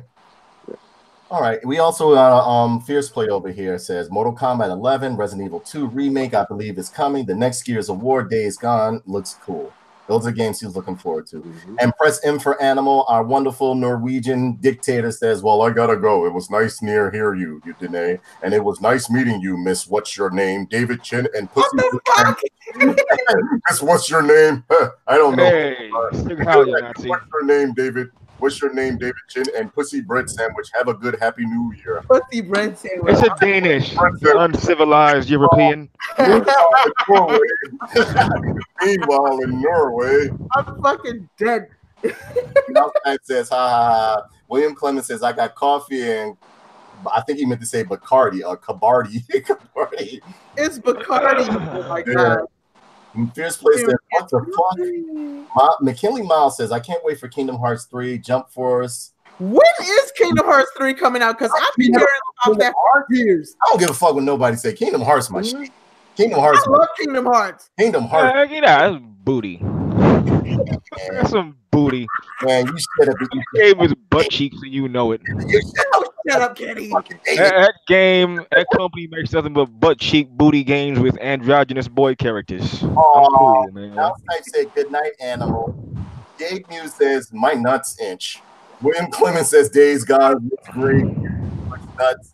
And Circle Cuphead was phenomenal, Chen. Yeah, Chen, you gotta play Cuphead. I know Cuphead was like games like Metal Slug. If you like games like Metal Slug, Chen, you gotta play Cuphead. You know what Cuphead is excellent. You know what I would really ideally like as a game, a perfect game for me? If they did a Walking Dead game, third person, action style, right? Wait, action style, action third person, like Batman, right? Well, no, kind of like how Red Dead is in a way. Not that, like more so like maybe like a big open world, right? Where you can create your own settlements, kind of like Fallout. Yeah, well, they do have a game that's kind of, but that's first like person. that, and that's State of Decay is kind of like that. That's for Xbox. That's not that's for Xbox. But I mean, like if they did with the graphics, like where you could create your own characters, and the main characters from The Walking Dead are just characters. They're non-playable characters in the atmosphere. So it's a whole story, kind of like the story, I guess, whatever the story they have now for that new Walking Dead game. But if they made that an open world where you can create settlements, you have to scavenge shit, you have to defend your settlement and shit. Yeah. If they had something like that. And then it downloads, that shit can make like that shit can make money. What's that fucking game that everyone plays? Fortnite? No, not that. I don't know that shit. Some other. Yeah, I heard you're a Fortnite fan, Chen. Ew! No grown ass person should be playing Fortnite. I'm sorry. I've never seen him play Fortnite. I'm just fucking with him. I can't play Fortnite. Me either. I'm sorry. I honestly played it for like shit. I can't do 3 minutes, and I got killed, and then it took me like 30 seconds to respawn, and I'm like, yo, this shit's forever. I'm like, fuck this game. And then my daughter, she plays and she lives, and I'm like, fuck this game. I'm like, and she's like, well, Daddy, can you buy me the whole season? I'm like, fuck this game, no. So like, I got her Minecraft. She let her do Minecraft and The Sims and shit. Like my daughter, like you see some of the games my daughter. Yeah. Over now here, she's into No, go ahead. She's into, what is she playing now? She tried to play Red Dead, but she was like, nah, she didn't like it. It was too boring for her. What does she play? She plays The Sims all the time. I like your daughter. She got sense. I like your daughter. She got sense. Yeah, she loves The Sims. She plays Overwatch. She plays Minecraft. She outgrew the whole Lego era. Still playing Minecraft? Oh, she does every now and then. When she feels like building shit, she'll go in there and do Minecraft, and then she'll build a whole fucking city and shit like that. Yeah. But now I bought a cell phone, so now everything is obsolete. She's on her phone on fucking Instagram. So she essentially gave you back your console. She actually she gave back the console. Yeah, word. It works out perfect because I just bought a brand new 60-inch TV, and my mother bought me a fucking surround sound. So this shit sounds like a movie theater. So I decided to replay God of War last night. Oh my! Which one? Wait, which one? The newest one. The newest one. Oh. All right. See, here's the thing. I've never played the old ones. Are you serious? Chen, you've never played the old God of Wars? Nope. Oh. And then well, here's the thing. I tried to play the other ones after I played the new one, and I was just like, I didn't like it because of the graphics. The thing is, you were a fan of the old one, so I can understand why you would not like it, but I fucking love the new one. I walk around and call people boy.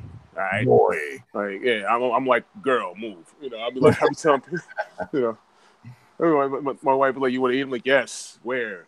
Food. Yeah. You know, I get it. So I like that game. Yeah, you know what? I started playing it. I played a good, like I would say, like 20 hours of it, and I just lost interest instantly. I just began losing interest. I felt like it was how can I say, repetitive. Very repetitive, which any video game is repetitive. Well, because what you play in the first 30, 15 to 20 minutes is what you're going to be doing throughout the whole fucking game. But with this one, it was the same character models for bosses over and over again. You know what I mean? Yeah, it got boring, but I had to beat it with the Valkyries. Yeah, and I felt as though the violence was toned down. The whole visceral nature, and I understand that he's, you know, this is a different transition into a more adult, more father type Kratos. So of course he's not going to be as brutal and like visceral as the original. But I just couldn't get with it. I tried my best. Believe me when I bought the special edition one, like the ultimate edition. Yeah, me too. And I just stopped playing it. I just stopped. I realized how much money I've wasted on games. Like I bought fucking strategy guides for fucking games. Like I bought a strategy guide for Assassin's Creed. But remember at the bar, when we worked at the bar and stuff like that, we would come and compare notes and like talk about how bosses and stuff. Well, that's when Game Pro was around, bro. Yeah, right. Damn, we go back, man. We go back. Yo, but like I got the strategy guide for Far Cry, Assassin's Creed Origins, and like two other shit. And I only looked at them just in fucking Final Fantasy, and I only looked at them just like 3 times. And then I got the one for fucking Red Dead Redemption. I had to make sure I used it. I'm like, all right, I'm gonna find where the fucking deer at. I'm highlighting shit because I spent fucking $40 on a fucking book. Yeah. That's just basically a coffee table. But the book is beautiful, though. Like it is lovely. I will grab the book, and sometimes they'll offer bookends with it and stuff like that. And I got that one.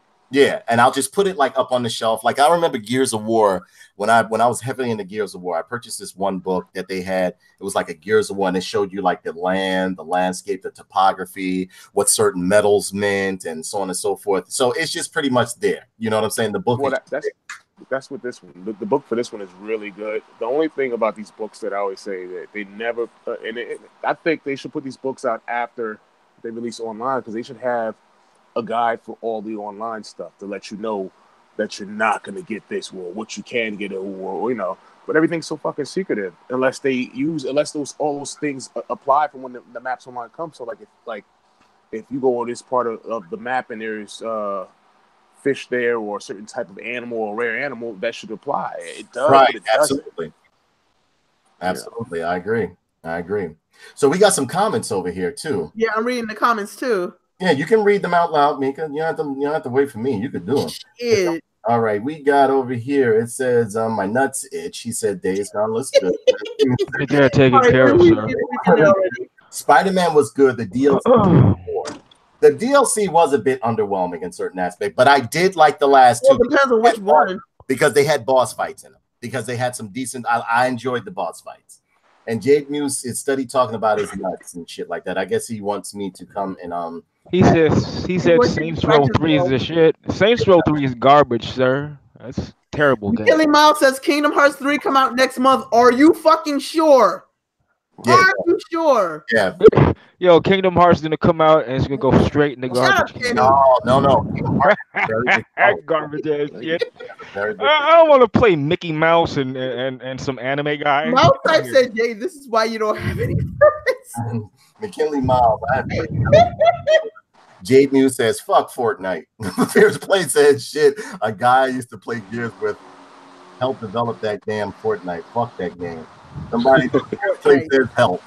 Somebody says, William H. Clemens says, And the new Ori looks dope. It does. Dave Mew says Fortnite can suck my shaft. Outside says my nephew loves that shit. Fortnite is for perverts.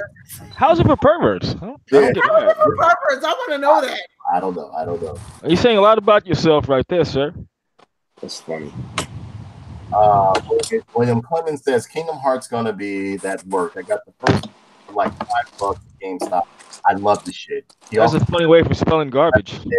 He also says we need a new Yo, speaking of Fortnite, did you hear that what's the man name that plays Carlton? Yeah, we did on last week's show. Oh, okay. But the book bag, the backpack kid was suing him too, and a couple others trying to sue. Yeah, there's actually 3 people suing Fortnite altogether. Carlton, the backpack kid, and what's this kid name that did the Orange Justice kid? No, I think his name is J Block. Is he a fat kid? His name is something. I totally fucking forgot, but he did the sweet dance. Yeah. What is that? The sweet what? Danae, show us the sweet dance, Danae. I can't. I don't know. Oh, that joint. Yeah. What? Come on, yo. If that's the case, he could sue Childish Gambino for doing it in This Is America. Exactly. Exactly. That's why I said that the lawsuit is not gonna go far. Like the backpack kid. All right. First of all, the Carlton dance is not Carlton's original dance. The backpack kid, he might have grounds that they could give him some sort of royalties or something, but because he created that, he did that shit with Katy Perry. But that Carlton dance, white people were doing that shit before him. He was making fun of white people when they did that. Actually, the Carlton dance started with the Boss. The Boss was that back in the 80s. Springsteen. I think he used to call it the Jersey Shuffle or some shit like that.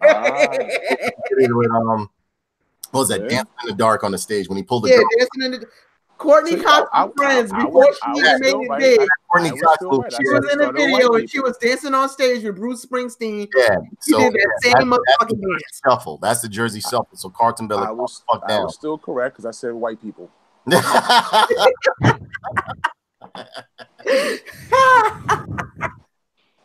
against white people.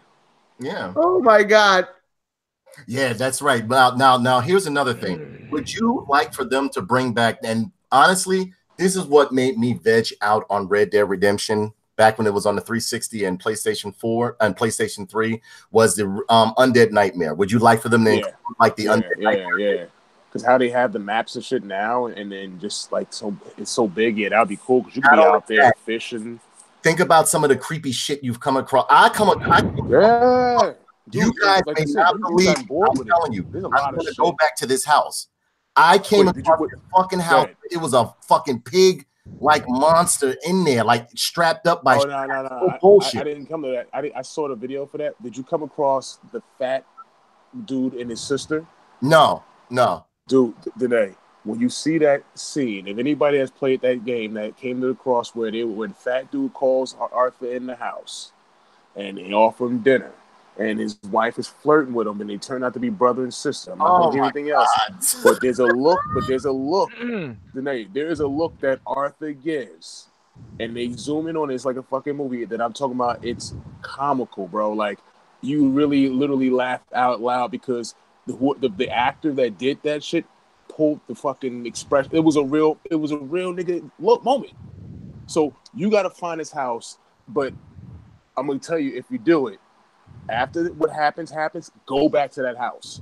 Go back to the house? Go back to the house because they're gonna rob your ass. I'm just letting you know. Go back to the house. They're gonna rob your ass. So, like, yo, that house, that part, like, there was videos about that shit, but yeah.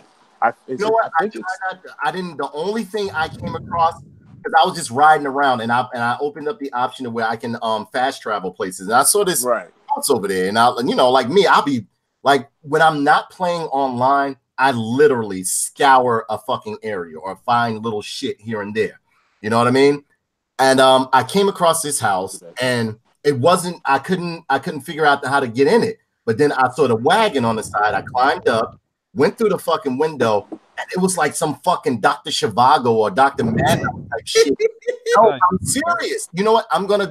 Later on this week, I'm going to do a stream. I'm going to go to that house and I'll show you. It was a pig monster up there. My God, please do. Please let me know. It was held up by straps.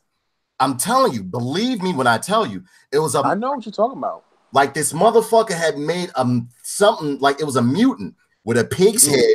It had you talking about you got bored the game. You had all you have to do is explore, bro. I spent days exploring before finishing the game because I didn't want to finish it. Right. Explore. You find there is so much weird shit in that game, and even after you beat the game, I don't want to ruin it for you, but it goes into the future a little bit, and you can still explore some shit. You played the game well enough. Have you been to a part where there's this guy's walking around and he's yelling, Gavin? Have you run across that guy? I heard him, but I couldn't find him. Yo, I heard him in the background. That's another thing. I find I'll hear motherfuckers and I'll look around and I can't find them. All right, this is not a big spoiler, so I'm gonna just tell you that motherfucker's through the whole game, right? You run into him and he'll explain to you that he was with his friend Gavin, and then he actually tried to help find Gavin. Well, you will never find Gavin. So after you beat the game, this shit goes to like a year or two later, right? And you're playing again. Fuck it, I don't know if you want me to tell you or not. No, hold it back. Hold it back. Right, I'll hold a little bit back, but Gavin's still there. Right. And he's older. You can tell he's been just walking around in the same shit. And he realizes that he's pretty much lost his fucking mind. He's been looking for the same guy for so many years. Right. So there's like little things like that. But there's a house where there's this dude that got like 18 necks and shit. Like he's like a mutant fat dude on a porch with like a little hat on with a shotgun. And like you can kill him, but it's just it's a lot of weird shit in the game. There's some old lady in the house that try to get you to do jobs for her sons and shit. Yo, you just like I said, it's explore, bro. Like, it's a lot of strange. What I'm gonna do, Mika? I'm gonna bite the bullet and go back to playing it because I didn't think I was gonna pick that game up ever again. I was going to delete it off of my hard drive. You'll have more fun exploring. Yo, Danae, all right, tell you what. Even if you don't beat the game, right? Just explore a little bit more and then get online. You'll have more fun. No, he's gonna beat the game eventually. It's just gonna take some time. Hey, I got a question about Red Dead though, man. Like, if you kill an NPC, like if I murder that feminist in the street, is she gonna come back so I can do it again, or is she just dead? No, you can't hit her no more. Are there more than one? Are there more than one feminist you can kind of murder? Like there's one there and one there. Like, you know what I'm saying? I didn't target feminists. I don't know. Because there's that one that's preaching about her nonsense. You know what I'm saying? You got that one that's preaching and everybody's kind of murking on YouTube. I'm just wondering if there's more than one to kind of collect scalps off. The thing is, if you kill her, you will get in trouble. But there is like a neo-Nazi because that's unrealistic, though, man. That's not unrealistic. How's it unrealistic? If you kill because it was alright to do that back in the day. You're gonna go to jail. Yeah, but it's alright to do it back in the day. Yeah, it was. No, let's not lie to ourselves. Yeah, it was. No. Yeah, it was.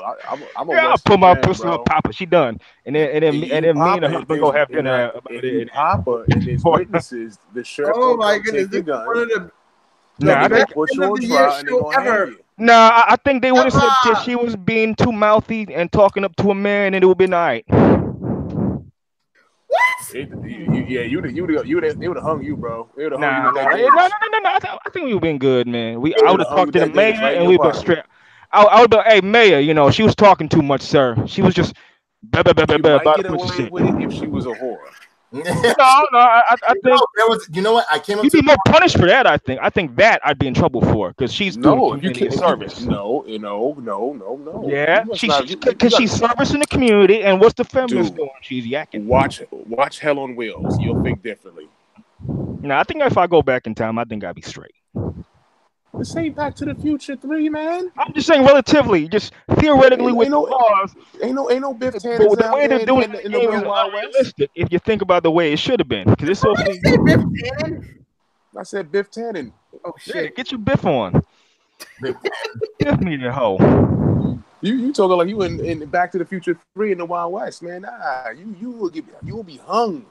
Nah, if you hurt the hoe, you would be hung because that's like everybody loves the hoe. If you watch the movie, man, everybody loves the hoes in the whorehouse. Like, oh yeah, Which the movie biggest you little talking about? whorehouse in Texas. Which movie you talking about? I need the old ones, man. Like look at Unforgiven. They hired out Clint Eastwood to murder dude who was fucking with the hoes. They said, all right, you talking That's about because Dolomite, David. no Unforgiven. Look at Unforgiven. No. I know exactly what you're talking about. Yeah. They hired Clint Eastwood. Clint Eastwood when they got Morgan Freeman because they cut up a whore up in town. Yeah, Right. see, But those see, dudes they also did a lot of other shit. They was also vandalizing the town. yeah, but if they would have cut up a one of these preaching broads, it would have been like, yeah, sweet. And the thing is, and the only reason why, and the thing is, in fact, the guy who ran the whorehouse, who was the guy who plays Chucky, what's his name? I forgot his name, but he got mad at her for hiring them to go do that because they didn't even have the money. He didn't think they had the money, even though they did have the money. Ooh, why are you breathing so hard, brother? Huh? I got the shit next to my mouth. Oh, all right. I was like, let me pull this shit back. Let me pull this shit back. It looked like a sandwich breathing heavy. You know, like I'm sorry, cheese Nah. Danish breathing heavy. Like, well, if you look at the shape of the sandwich, it's pretty. That Danish was is on pretty my shapely. screen right there, man. It's just like the screens keep changing. It go to a different screen. So at that moment, it was just like a heavy breathing Danish. Nah, I got a sensitive ass mic and it picks shit up. That's all right though. As long as you're not getting excited over that, that's all. Nah, man, we talking about killing hoes. That's not exciting me. I don't know. I mean, you started talking about you was excited to come about killing hoes in Red Dead Redemption. So I don't know, man. All right, maybe I am just a little bit. Let's go ahead and get clear. Just a little bit. But all right. Did you ever have this happen to you on Red Dead Redemption when your gun just went off and all of a sudden you got wanted out of nowhere? Yeah. Because you're in town and you're not supposed to shoot inside the town. Well, like, you know, sometimes I'll be talking and moving around and I hit that trigger because you know that quick draw button. Like, you know, all the time, bro. And I was in the town and my bullet happened to hit somebody and shit. That wanted level went up. I'm motherfucking chasing me. I was like, what the fuck? I was like, and they don't play, bro. They really send a posse after your ass. No, and then this one motherfucker just like I was minding my business and I bumped into him. And I kept walking, and then he came up and started winging off on my ass. I boxed him up. Next thing you know, the police, like, I got a wanted level. I said, wait. Here's the thing. Wait. Did you knock him out? No, you knocked him out, right? Yeah. Now, after you knocked him out, did you kick him when he was down? No, I checked I checked his pockets and shit. That's why, because you robbed him. If you'd have just knocked his ass out and put your hat up and walked away, you'd have been fine. The fact that you robbed him and they saw it, that became a crime. But he swung on me first. That don't matter. It's the law of the West, man. You look, this ain't North. You ain't running people's pockets after you knock them out. It's the Wild West. You running niggas' pockets. Oh my god. This one motherfucker, I don't know what it was with the preacher. He just wanted to box it. Like, the preacher was drunk as fuck, ran on I had to chase him down. And then for some reason, the dude wanted to fuck him up and shit like that. And, you know, I was trying to defuse the situation. Nigga just started winging off on me like, boo, boo, boo, boo, boo, boo, boo. Yo, yeah, you know what I'm saying? Fun, bro. So I don't care what you said. Yeah, so I beat him up and shit like that. My wanted level go up, and he was like trying to kill the preacher. Oh, yo. I was walking through Saint Denis, and I was just like, this is after I beat the game, just free roaming, right? And this Spanish dude was like, hey, come here. So I'm like, you know what? I'm going to go over there, right? Hit the button, prompted. He was like, I want to show you something. I'm like, it's an alley. I'm like, I should know better. I pull my gun out. I walk in, nigga hit me in the head. My gun fall. It's like 3 dudes jump out. My hat come off. Now, the thing is, I hate because I lose my hat. It's hard to get your hat back, bro. Exactly. And that's what I did. I picked up dude's hat one time, and I thought it was mine because he knocked my fucking hat off. You know what I'm saying? There's a way to get your hat on your horse. If you go to your horse and go to your horse wheel, right, you'll get your hats there. But niggas robbed me in there, right? So I pull out the blade and I start sticking them up, like sticking them. The motherfucker witness, call the cops. I'm running through town. Then you get on the horse. The horse be fucking stupid and running in this shit. I ran into another dude on the horse. We flipped over. It just went to hell. But it's like anything, it's like a real Western, like niggas will rob you. They will lasso your ass and drag you through the mud. You'll wake up like this scenes where you will black out and you'll wake up in certain areas and all your money will be gone. Right. And you got to go back and find that shit.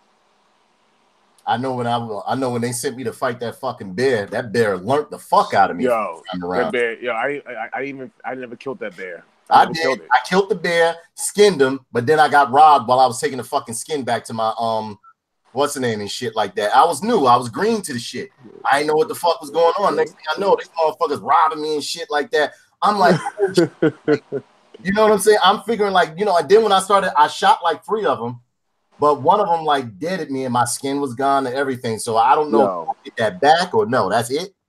If they wanted to make that shit fun for DLC, like how you buy clothes in it, they should rob you and take your fucking clothes.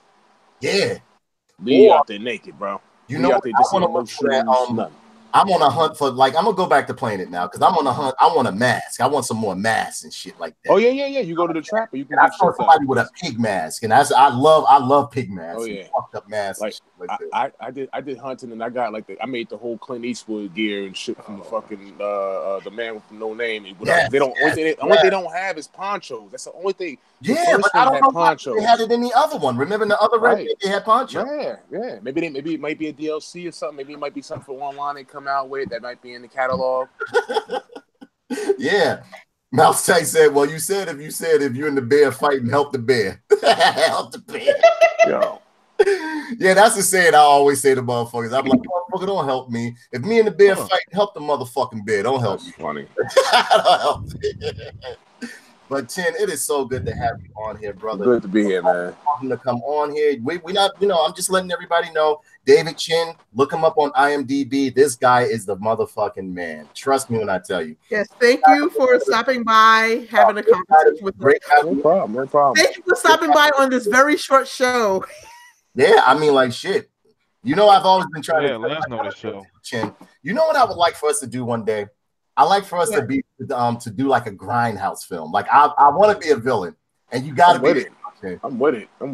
You got to be the villain. I want to do like a grindhouse film to where like I mean, I want it pretty much in the stance of like something like a vigilante film. Like I did a movie that I didn't really promote because it didn't come out how I wanted it to, but I created the character. You might have remember I posted promote. Yes, and I the character Bullet Bronson. Right, Bullet Bronson. So, and I kind of like modeled him a lot after how I am. So, like his vest is the vest that I usually wear anyway. Right. Even with the Ghost Town, I'm from Irvington, so we call it the Ghost Town. So I implied a lot of shit in my life into my character. Oh, by the way, I don't know if you noticed my shirt, my Black Steel T-shirt.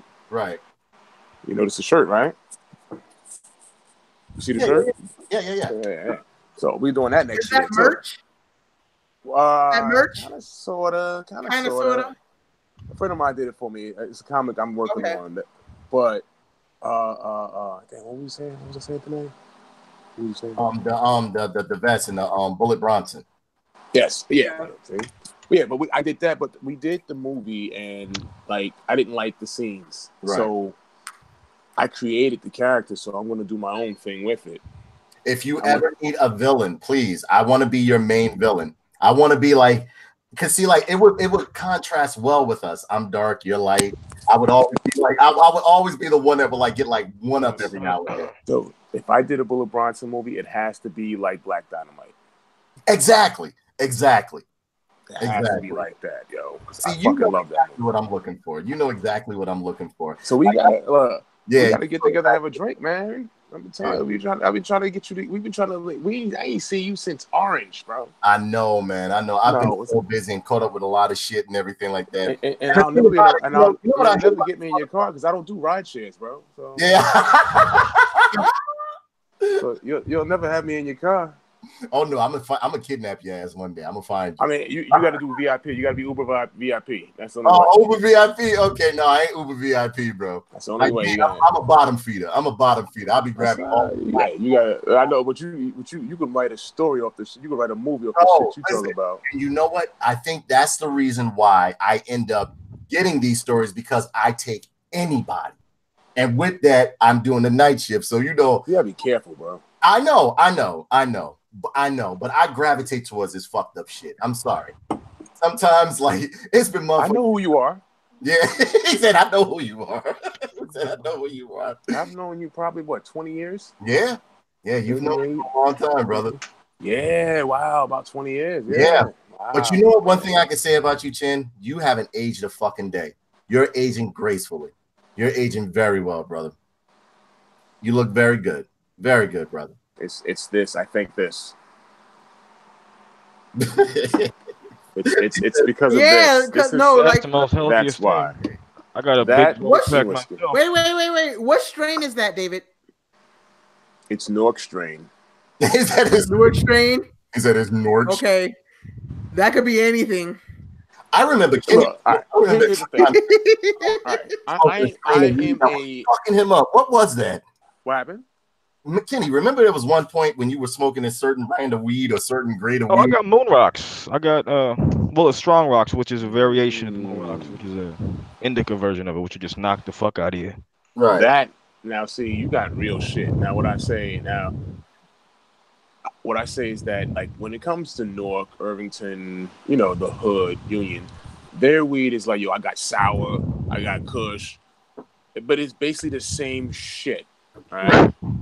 Back in the day, excuse me, you remember back in the day when they used to have like fucking sour diesel, blackberry, 189, fucking, they all different shit. You know, they had the weed that was so sticky you had to peel and shit off your hands. Exactly. But now everything's all the same. But when I travel, so I've gotten like Vegas weed, California weed, Boston, Massachusetts. Those are all places that legalize it that I've been to. And I could say, for me, smoking out here all the time, to go out there, they have the best weed. So, like, because it's different. Like you said, it's different strains. Right. So, like, when I was in Cali with my wife, before we got married, I took her out there. We were out there for about, like, 6 days.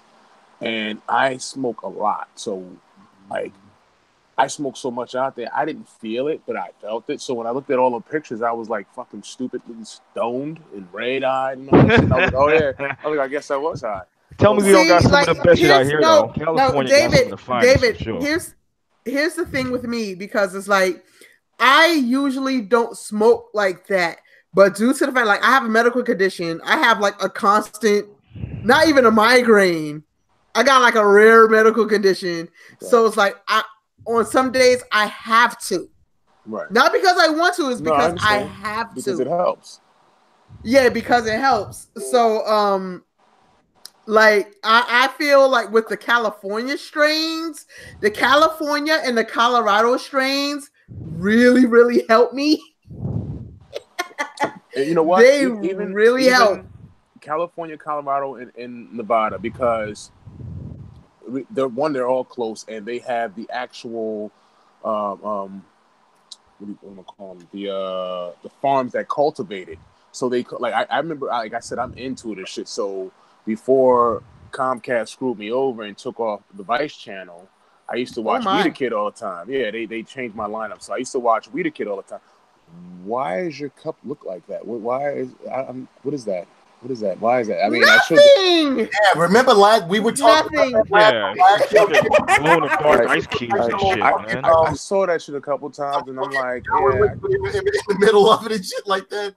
I'm like, she got a fucking Infinity Stone in there and some shit. Like, yeah, it's an ice cube. It's an ice cube. I'm about to say, you want some ball shit, drinking a drink with chilled Infinity Stones. Yeah, it's man. The trip is while we're talking weed, I'm actually online ordering something like I'm ordering a pizza. That's how Californians use it. That's where you're at. You're in California. Yeah, Bay Area, the heart of it. And that's how simple California is. You know, I'm still waiting for New York to be fucking legalized. Well, Jersey is going to be legalized before New York does. I'm surprised Jersey isn't as one of the bigger states. Well, here's the thing. Jersey was going to legalize it a long time ago when Corzine was in office. You remember this, Danae? Yes, I do. And right before Corzine left, he signed the bill to legalize it. But then fat-ass Christie got in and said no. And this is why I hate Christie, because Christie was the Attorney General, and I had a case a long time ago, and I didn't realize that. He was trying to get my ass 5 years. Anyway, but he said he tried to get my ass 5 years. But you remember that? Didn't you was around for that? I don't know. Motherfuckers don't understand how they be casing motherfuckers up over here in Jersey. Jersey, it's easy to get sent to jail in Jersey. No, get sent to jail in Jersey.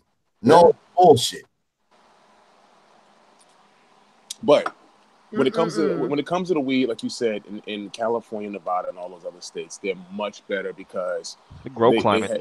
But they know they have different strains for different things. Like when I remember, like I said, when I was talking about the Vice Channel, and when it comes to Christy, there was a family from New Jersey who had a daughter named Charlotte that had, I think, 100 seizures a day. Right. And she was like 2 years old, 1 year old, something like that. And their family moved to Colorado, and they made a strand for it called Charlotte's Web. And it was like an oil that they put the dropper on their tongue, and it brought her seizures down to like 10 to like 1 to almost none a day. But they wait, though. That's CBD right there. Yeah, that's well, no, CBD. Yeah, right. It wasn't. It was THC. It was THC. It was THC. pure THC. Wow. Huh. It wasn't CBD. It was pure. That's funny because I'd assume it would be like a Rick Simpson type of deal with just a CBD. No, look it up. It's called Charlotte's Web. Huh. And they made that strain for it, and that's the reason why they couldn't bring her back to Jersey. The father had to come back and work and go back and forth, because if they would have brought her back to Jersey, they would have charged her with endangering the welfare of a child because of Christy. Yep. So I see the strain right now. It's a sativa, huh? Yeah, they still live out there now. But that's surprising. No. But wait a minute though. Wait a minute though. Like for me, it's totally different because it's like I have something called paroxysmal hemicrania. When I sleep, like I get the worst headaches and it will not stop. For me, I have to take indica. Yeah, I was going to say that because Charlotte's Web. Yeah, like I have to take indica. Yeah, like Charlotte's Web is not going to do for me. Like I have to take indica in order for me to sleep. But you live in New York, right? Yes. A friend of mine lives in New York. It's not legalized yet. It's decriminalized, but it's not I'll tell you what, though, there are some sativas that will put you out medically. It's not recreationally legalized. It's medically legalized in New York. No, like they do. No, they do. No, New York does have the chance for you to get a medical marijuana card. They really do. So, but the thing is, their shit is expensive. I don't want to do that. Yeah, that's I don't want to do that. A friend of mine, he's in the Air Force, and he had broke his back, and he deals with pains. He's also stuntman. So he was in the Army. I'm sorry, he broke his back, and but he recovered. He's a stuntman now, but he deals with pain all the time. And he said I think he could have gotten his, but he said the same reason, that he's like, it's cheaper for me just to get it in the street. But what I noticed though, the fact that Jersey is so close to legalizing it, all the little niggas around here that I used to get my weed from are like, and you know what? That's so crazy because like Jersey is more closer to getting legalized than New York. Yeah, I don't know what the fuck New York is waiting on. well, New York just recently said it. All about money, and so that'll make them money. They win it. They don't give a fuck. Well, that's what it is with New York Jersey now. Charges for everything. They don't give a fuck. Like over in New York, they worried about you guys like protesting about shit and stuff like that. Jersey don't give a fuck. They be like, put a price tag on it. No, because truthfully speaking, it's like the money is in the criminalization. You know how many people get locked up for like little like bullshit how much weed that they have, and it's not even Rikers. They either in Rikers, they either in the fucking tunes. It depends on it depends on certain people, because I have a history, and I smoke a lot, and I'm kind of like, my wife gets to me about this because I'm kind of like an asshole smoker in a way. I'm conscious when it comes to children, because like with children walking around, I'll put it away, but I'll walk through Manhattan and take a blunt out whenever I want and light it up. I'll look around, make sure, but if I'm walking down the street, let me tell you something though. Wait, hang on. There are two situations. One was in Brooklyn, one was in Queens. The first time was in Queens when I was with my daughter's mother, and we were sitting in the car smoking, and we had like Dutchess in the car. We had, I think, a bottle of Amsterdam, and one of the doors is open, and the police pulled up on us, and they searched the car, and my boy ate the blunt because I saw him eat the blunt. I'm like, what the fuck are you doing? And that's when he was like, the cops. They searched it. They saw it. There's no way they couldn't have saw the weed, even though she said we had smoked it all. And they let us go because they were looking for guns. Second time, I was filming Mortal Kombat fan film, and during the break, I was going under the Brooklyn Bridge smoking. The main dude that played Liu Kang, he smokes with me, so we decided to go smoke. He wanted to go a different way. I'm like, well, all right, whatever. We walking and smoking. Fucking boys pulled up. This is in Brooklyn. Pulled up on us while we smoking. Never got out. I'm thinking like I'm smoking a Black and Mild. I had a blunt in the other hand, and he's like, "Yo, is that K2?" And I'm like, "What?" I'm like, "Is that K2?" I'm like, "I don't smoke that shit," and they just drove the fuck off. So you got to be like, I think when it comes to, I don't know, I'm not, because I said those are my experiences. I think that if they see somebody like maybe dealing or rolling up, maybe, or they smell it, if you just, because I go by Port Authority. I don't know what part of New York you're from. What part of New York you're from? I'm in Brooklyn. All right, so you probably go around. So you go to Midtown and all that stuff. So you're Port Authority. So I'm go by Beer Authority all the time, and I stand outside Beer Authority and I smoke my blunts because I know the bouncers there, and I realize that I'm kind of dumb for doing it because I'm standing out there with this fucking cowboy hat. Everyone knows who the fuck I am because of this hat, and I'm smoking blunts under a camera, but I don't give a fuck because I'm not hurting nobody. You know, so like I'm like, when conscious cops come by, I'll put the shit down, but I'll walk down the street through Midtown and all the way down. Like my wife and I would go to karaoke in the Village. The same thing. I'll go out there and smoke. I'm not going to be an asshole about it. But like I said, and I smell it. It's gonna get legalized very soon. Right. Like Look, recreationally. I live in the most whitest parts of Brooklyn. I live in Williamsburg. Oh. Where, Say no more. I understand now. Yeah, wait, white people love weed. What are you talking about? They do. Yes, exactly. And cocaine. People are, yeah, that too. But I'm just saying. Though, like, I live in Williamsburg, and it's like people are smoking there freely.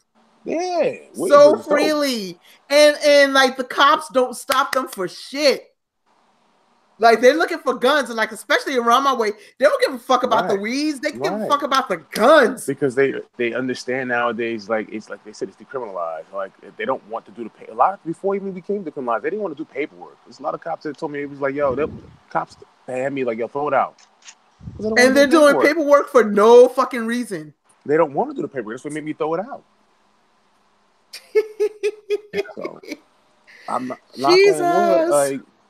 knock on wood, I have not gotten stopped for weed yet. Hopefully I don't. Yeah, but, I never got arrested. What Danae wants to change all of that for me though. Yeah, she needs to get Danae wants me to get arrested. Yeah, Danae wants me to get locked up. I don't have a record. Nah, it's just Trump's America. You can't do that now. They might deport you by accident. Yeah. I'm a First Nations baby. What the fuck are they gonna do to me? What do you mean, nigga? What the fuck they gonna do to you? So am I. What is a First Nations baby? What does that mean? First Nations baby. That means that you are of America. You are of the earth. Indigenous, Native American, American Indian. That don't mean shit to the government. They put you on a casino and have y'all sling that shit, man. I was born here in New York. Buddy. Fuck that shit. I mean, I'm saying Indian blood don't mean shit to no government, no, man. You know it don't. Well, I got papers, goddammit. Yeah, paper get mixed up. All of a sudden, your last name is like Enrique or something like that, and they try to put Enrique. Fuck that. You never know. So check the only thing that they're gonna check it out. All right. I didn't mean to cut you guys off. What did you guys think of the Bird Box movie? I didn't watch it. I loved it. I loved it. My honest I could kill it. I felt as though it was overhyped. I've seen that storyline. It was overhyped. It was overhyped. I don't see what everybody's talking about. Like, oh, Bird Box. It was okay. Mediocre. Check out Bandersnatch. Yeah. No, yeah, Bandersnatch. Did you see Bandersnatch? I did. I did it last night. I made sure I cut. I did it last night too. I made sure I put him in the ground. I killed my father like 3 times. No bullshit in that.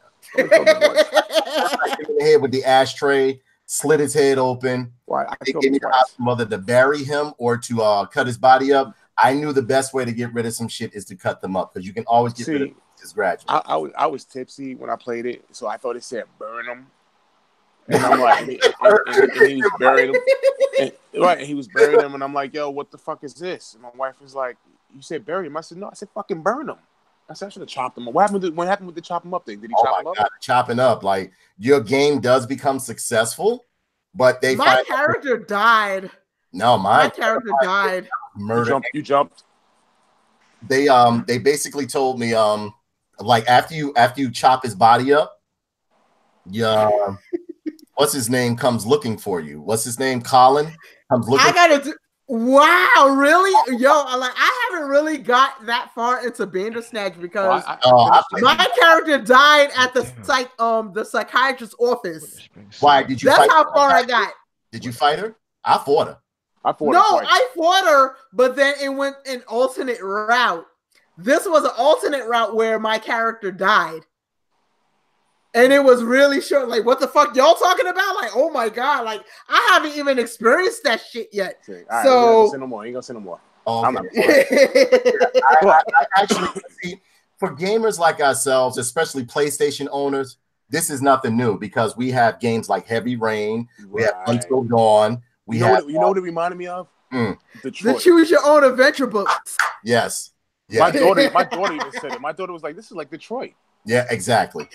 Oh my goodness! Now, with that being said, with this being the first one like that, and that was Netflix trying it out because I like it. A lot of people said it was. I loved it. I loved it. I'll do that. I loved it. I loved it. I really did. I would like to see more movies like that. I like to see a couple action movies. Exactly. Where you can choose, especially like with the Black Mirror.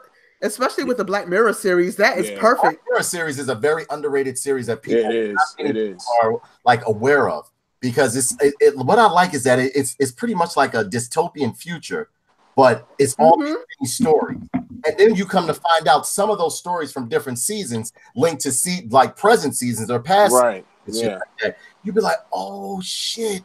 That's that was from. Yeah, I love Black Mirror. Black Mirror to me, but even look at the actors that came from it. Yeah. A lot of actors came from it, man. Well, I got one for you. What do you think of the Us trailer? The Us trailer looks pretty good. That shit looks they took the Looney song and they just made it legendary right now. That should have me really excited. I'm excited for that. I'm excited for that shit. Yeah, hell yeah. Even from an actor standpoint, just looking at like, because I worked with Winston Duke on Person of Interest before he became M'Baku. Right. So he was cool on there, but we don't know each other. But just to see I like how they show them they get to play two different roles. And Lupita, just with the look and just the way she was acting, I was just like, yo, this is gonna be. And I had played it on my TV, so that shit was loud and fucking creepy. That shit actually scared my wife. And I was like, yo, that's just gonna be dope. Oh man, yeah. No, I happened to meet Winston Duke after he became M'Baku. He's super tall in person, but he was a pretty cool dude. He's cool. Yeah. Believe it or not, Chen is very tall in person too. Believe me when I tell you. I'm not that tall. I'm only 6'1". Like 6'3". 6'1". Yeah. 6'1". My daughter's 6'1". Are you fucking serious? Kid you not? I'm only 6'1". Yeah. Winston, he's like 6'3", 6'4". Oh, okay. Yeah, he seems a bit taller though. He could be taller. I don't know. But what was that? Bird Box was actually pretty. I just didn't think it's deserving all the hype. There are other films that are lesser known on Netflix that are very, very good. Black. No, like I said, like it was good, but it reminded me of The Happening. Yeah, but that's why I was like, Happening, if you ask me, was way better than this. You serious? Yeah, The Happening was funny, man. The Happening was a comedy to me. Yeah, exactly. It was a comedy to me. Like, yo, have you seen Honest Trailers? Version of The Happening. Yeah, I love Honest Trailers because they broke down Star Wars and had me dying. Hell, that should have me funny. It was like Honest Trailers was like trees rustling, wind. I was like, yo, this shit was stupid. Like when a little kid, they literally make you look at the film in a more honest perspective. The way like, what the fuck? He's right. I ain't gonna front though. I laughed when a little black kid got shot. Yeah, right. I laughed just like you just laughed, like just like that. Yep, that evil laugh. Like it was a wrong laugh, but I laughed. I laughed at the wrong. We know how we do. We laugh at the wrong things. We laugh at a lot of dark shit. Shit. Here's the thing. And other people find like politically incorrect. We've been beyond that years ago. I'll be out somewhere, and I'll get a message from Danae. And sometimes I'll be on set. Sometimes I'll be in the bed next to my wife. Sometimes I'll be with my kid. I'll be with my mother. I'll just be myself, and it'll be weird. I'm probably sure y'all know, if y'all know him, like if y'all close, the weirdest, randomest shit. Yeah. Some of it's hilarious. Some of it's hilarious. Some of it you won't even watch. Some of it is just like, you know what? I'm just fucking scroll past that. I watch everything that he sends me. Like, yo, it's like nothing is too bizarre with Danae. Nothing. You're a woman, and women are more open-minded than men. You think so? Yes. I mean, I'm very open-minded, but you know, like I know some closed-minded bitches. Sisters. I have 5. Well, I mean, it's all my wife's open-minded. I have 5 sisters. Yeah. And my mother is a Gemini. I think women are more open-minded than men. Because, like, some of the shit he sends me, I'm like, what the fuck? Shit, my sister's a Gemini. Yeah, we get along great. What are you? I'm a Leo. That's wild. Geminis are wicked people. My mom's actually like that. I'm just saying. My mom's actually. But my mother and my daughter have the exact same. My mother and my daughter's mother have the exact same birthday. So, like, my mom's a wow. Yeah. My mom and I, like, we're 15 days apart. We're in August. We're both Leos. I'm the 7th. She's the 22nd. 15 days apart? I didn't know you can get pregnant that No. She had me at 20. Oh, like, okay. You said me and my mother 15 days apart. I'm like no. Like our birthdays are 15 days apart. I'm just that's all. It's the black barrel. Yeah, I forgive you. That's just me. Actually, I'm just trying to blame it on something else. Fuck you.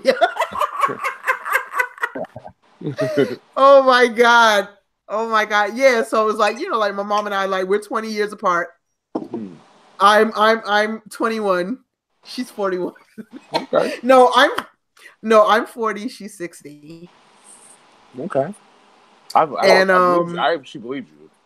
So any New Year's? Yeah, Danae doesn't believe that I'm 40 years old. No, so. I don't. You have to, if you see her in person, you'd be like, nah. I don't believe it. Like the most, maybe like 30, 32, whatever the case may be. You see her in person, she looks very, very young. I believe it. Very young. Like, I mean, most of the people here on the stream right now, I mean, like, they're ageless. Like you, Chen, you actually look younger than when I first met you. No bullshit. Oh, I was fatter than also. Yeah. And I barely had any of this or any of these. Because when I first met you, you had very boyish features. You know, very, very. I was like 19. Yeah, that's true. Yeah, that's true. Nikki was like 26, I believe. 26 she was. Yeah. Mm-hmm. Oh my goodness.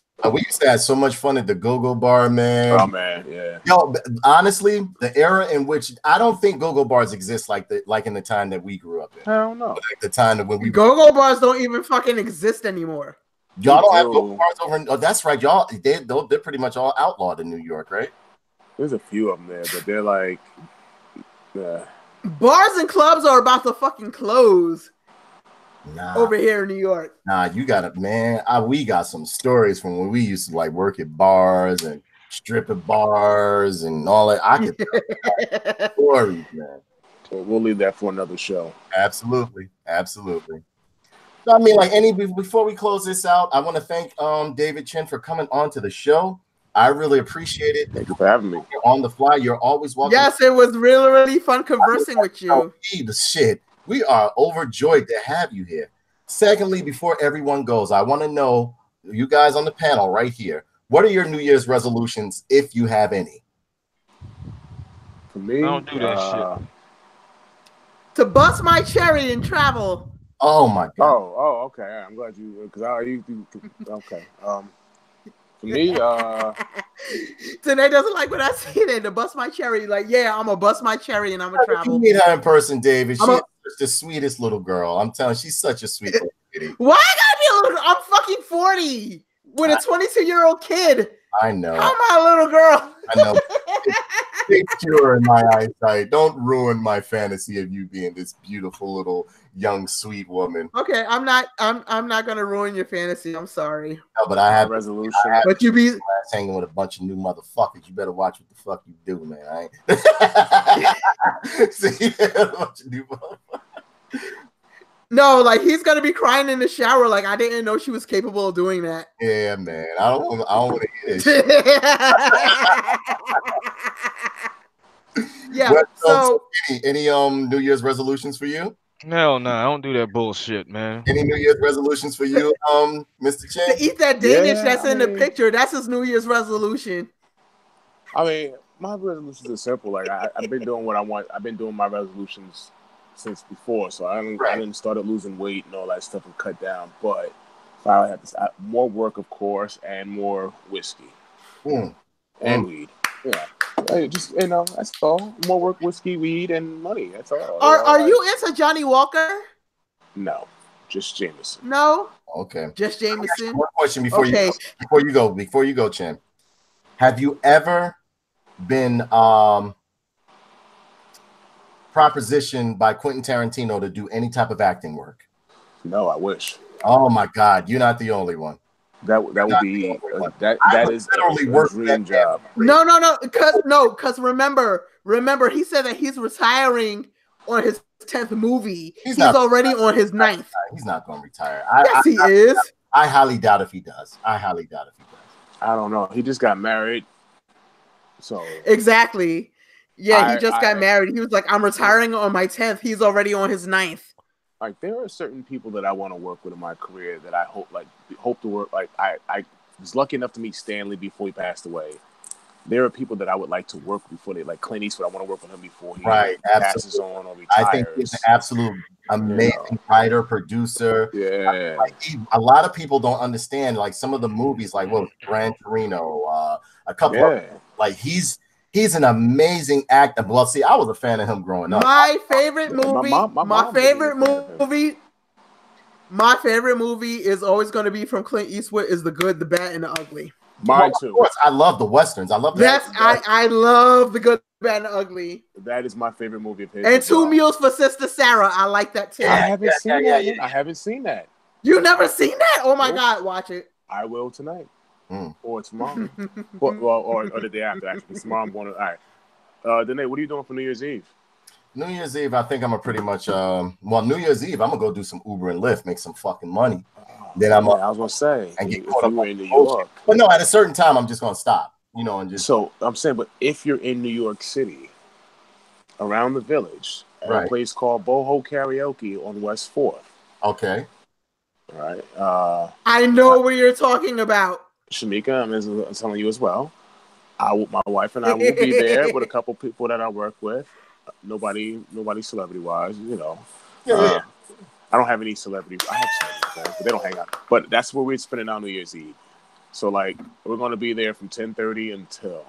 Okay. So what I'll do is like I'll take some rides early, and then I'll just there's no cover charge to get in, and it's a cash bar. We go in there, we sing, we I don't know if you've seen some of the videos. That's what we do. We go in there, karaoke, and it looked like you were trying to enjoy your drink, and you was like, oh yeah, because some people can't really sing, and they just do like a couple months ago, I had to choke slam somebody in there because he was touching me. Yeah, he touched my wife, and it was interesting, but he's no longer there. The management's changed. Like in my life, I've never thought I could make a karaoke machine skip, but I did. That's how hard it hit the ground. You gave him that heavens to hell drop. It was like a mix between a choke slam from hell and fucking what was his name? Bradshaw's acolyte. Fucking what was the fucking clothesline he used to do? Clothesline from hell, right? Oh yeah. Yep. It was like a mix between chokeslam from hell, like a mix between the chokeslam and the clothesline from hell. Right. Like that. And it was just more of a reaction because I'm not a violent person. I just do that on TV. But he caught you with the do it fluid in you too, right? No. Well, I'll tell you a quick story. This dude literally was like touching my wife's back when I walked away, right? And then when I came back, he reached around me and did it. And I felt his arm jerk back. And I looked at him and I'm like, yo, what the fuck? And he goes, what? And I'm like, are you serious? And I just like, it was like Jameson took over. You do know what would have happened if I was there, right? You know how I react to shit. You know what I'm saying? But you know what makes the story funnier? Like right before that, one of the guys that worked there was like, yo, aren't you the guy from Gotham? Oh, let's take a picture. And I'm like, sure. Literally 2 minutes after that happened. So we didn't come back for like a month and a half, and then of course, you gotta let it simmer down a bit. Yeah, it's like dude was hurt. He was hurt. He tried to fight back, and then I slapped him, and that was fun. I never slapped a human before. I wanted to. A human I did. Well, women slap a lot of people. In my experience, No, I punched a lot of people. I've been slapped millions of. I've been slapped many times, but like I've seen my father slap a man, and I don't know if you remember, my hand is half titanium. Yeah. I hit him. That's right. Yeah, that's right. Yeah. I hit him with this baby. Yeah. I'm feeling it now. Like my hands have been all messed up all like the last couple weeks, like nerves, whatever. Because I guess the weather. Right. I hit him with that, and he was just like fucking dandelion. Yeah. So truthfully speaking, it's like I really don't have any plans for New Year's, and guess who's coming to New York, Danae? Who? Diada. Oh man! For New Year's. Oh shit! That's right. Diada moved. She don't live in New York no more, right? Diada moved to Philly. No, she doesn't. She moved to Philly, and I was speaking to her today. And Does she like it out there in Philly? She hates it. She wants to move back up here. Yeah, tell her. You know if she's coming up for New Year's. Yeah, she's trying to come up here for New Year's. So it's like we're trying to figure out what we want to do now. She is such a sweetheart. She's such an eclectic person, wonderful. I like the fact that she does like different types of cosplays. Plus, she's she's into fashion and shit. She's fucking awesome. Yeah, Diada is amazing. Diada is my bestie. Diada is my bestie. So check this out. We was talking. I'm sorry to cut you off. My battery's gonna die on my phone. Mm-hmm. New Year's Eve, the whole karaoke West 4th. Right. You're all welcome. Come through. Like I said, it's no cover charge. It's cash bar. Sing every time you buy a drink, you get songs, but we know them, so they usually give us a stack of songs. Right. And I usually take care of them anyway. But I'm not saying drinks. I'm not gonna see Danae until next July. No, you gonna see me, man. I'm telling you. I haven't seen Danae in like over 10 years. I can honestly say over 10 years because I haven't seen Danae. My daughter's 10. And I haven't seen Danae, and Danae didn't even probably know I had a daughter except for social media until he added me. Oh, yeah.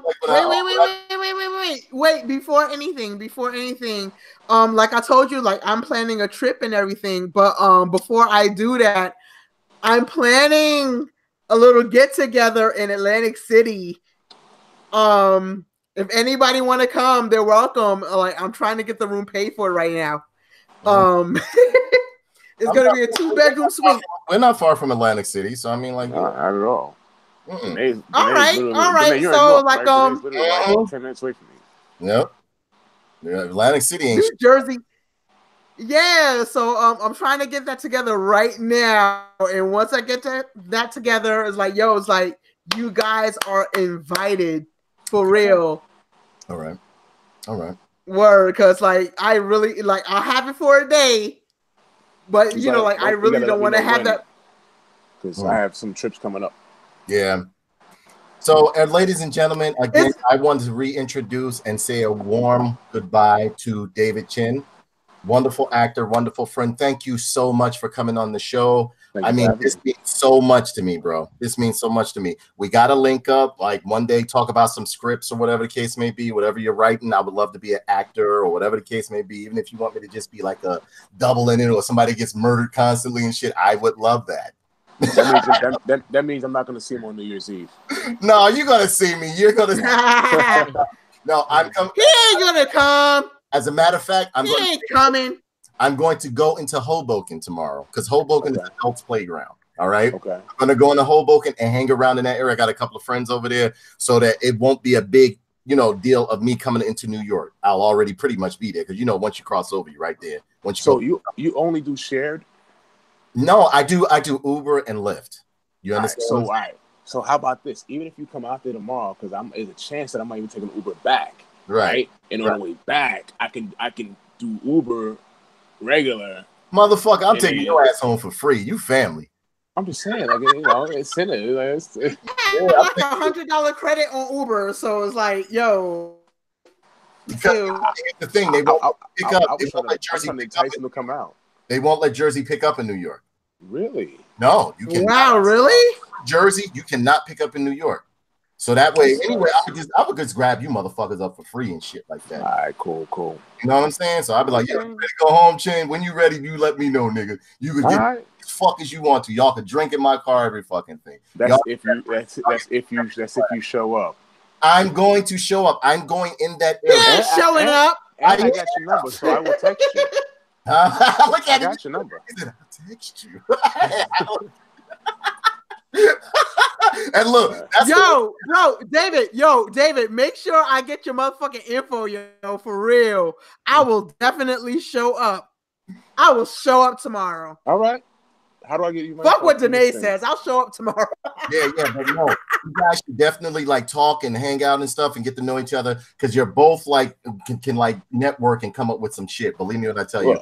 Mika, I don't know how to shit info on here, but just show up tomorrow. I tell you where to be at. Boho Karaoke. We will be there at 10:30. What is it? Boho Karaoke. Boho Karaoke in West 4th. Boho Karaoke, yes. West 4th. It's on West 4th in the Village. By off Broadway. I know where West 4th at. It's right there. It's right next to that. It's like a half a store right next to it. And right on the corner is a place called The Whiskey. Okay. No, I'll find it. It ain't nothing for me to travel. I go anywhere. I don't be caring. All right. So I hope to see y'all both there. All right. Again, when I come to LA, maybe I can smoke with the cheese Danish on the screen or something. It was one time when we were doing. I thought Kenny fell asleep. He got a whole. I really thought Kenny fell asleep. For days. Remember, Kenny? Huh?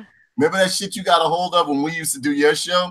And again, ladies and gentlemen, Kenny has a show, and I will put links down in the description below. Hey, Chen, also, if there's anything you want to link to, like your social media, your Instagram, whatever the case may be, give me those links so I can put them in the description below so people can follow you and come and see your wonderful works. I'll also put his IMDb link as well in the description below, ladies and gentlemen.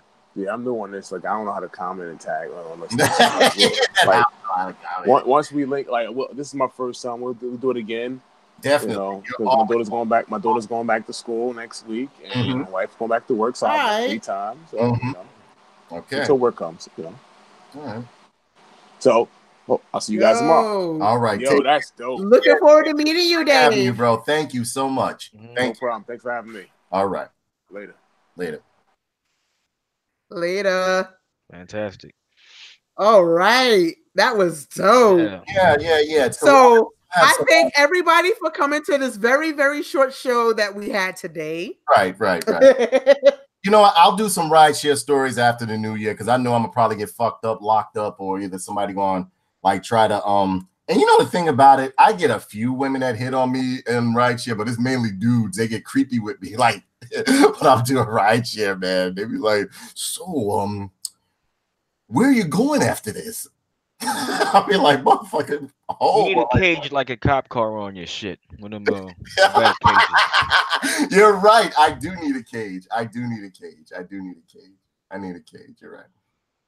It's only a matter of time before I get killed doing this rideshare shit, but I'm gonna have fun doing it. And then today, you better learn how to fucking protect yourself. My God, you talking about you getting killed? They better worry about Why me. do you want to wish that upon? I don't let motherfuckers sit behind me. I don't play that shit. It's all that room back there, or either sit next to me. Sit next to me or sit behind me. Don't sit on the other side. Don't sit behind me. I don't like people sitting behind me. What you want to come around and put the hooks in me, Kenny? Never let no one take behind you. Exactly. Oh my goodness. Put the hooks in. You're fucking dead. You're fucking dead. Especially from the back seat. But your biggest ally, if someone was to grab you while you're driving, your biggest ally, if someone was to grab you from the back while you're driving, is to just hit the brakes real hard. Everybody just goes for it, all that shit. Everybody getting it. You know what I'm saying? And that give you a split second to do what you got to do. But I got like fucking shit all over me, sharp shit, blunt shit, all sorts of shit. I'm not gonna tell you what else I got, but yeah, they could try it. They better damn sure just get me in the jugular. But even then, like I'm gonna just be like, you know what I'm saying? My God, the movie I was watching. Taxi Driver, was it when he shot them all up in the back of the seat? Was it that? Was it Taxi with Robert De Niro and he shot that motherfucker all in the back of the seat? He laid it on the he put the guns to the seat and just started shooting and it was tearing that motherfucker all up in the back seat. At the end, I don't remember that scene. I remember storming the apartment. I don't remember that scene. Yeah. Another scene I liked in Taxi Driver, and I'm going to end it on this one, was when this it was some fat guy. He said, "Oh, you motherfucker." Oh, like that. I think he fucked him up or some shit like that. I gotta go back and watch that film. That's one of my favorites. One of my favorites. But ladies and gentlemen, I really enjoyed tonight's show. I hope you did too. We had a good, nice guest come on here. We will be having more guests, more actors, entertainers, etc., etc. I have a vast array of friends, associates, and business partners that are in different fields of entertainment as well as other fields. So, as I said before, for the new year, we will be pushing new content, more frequent content. Kenny will be doing his weekly podcast, which you can catch on Spotify. Mika will be taping for BET. And I'll be here for you guys. I'm also going to be, I'm not sure if we're going to do it. Yeah, I'm going to be here for you guys too, because Nate thinks that I'm fucking leaving. I'm not leaving. I don't like the way you moving, man. You got too many fucking motherfucking niggas around. Fuck you, Danae. I'm gonna let you on to some. I've been actually doing other podcasts with other people, and I've been stealing material from this show. So my bad. I've been kind of copying and how y'all talk and everything, and I just been telling my co-hosts what to do. So yeah, I'm sorry, y'all.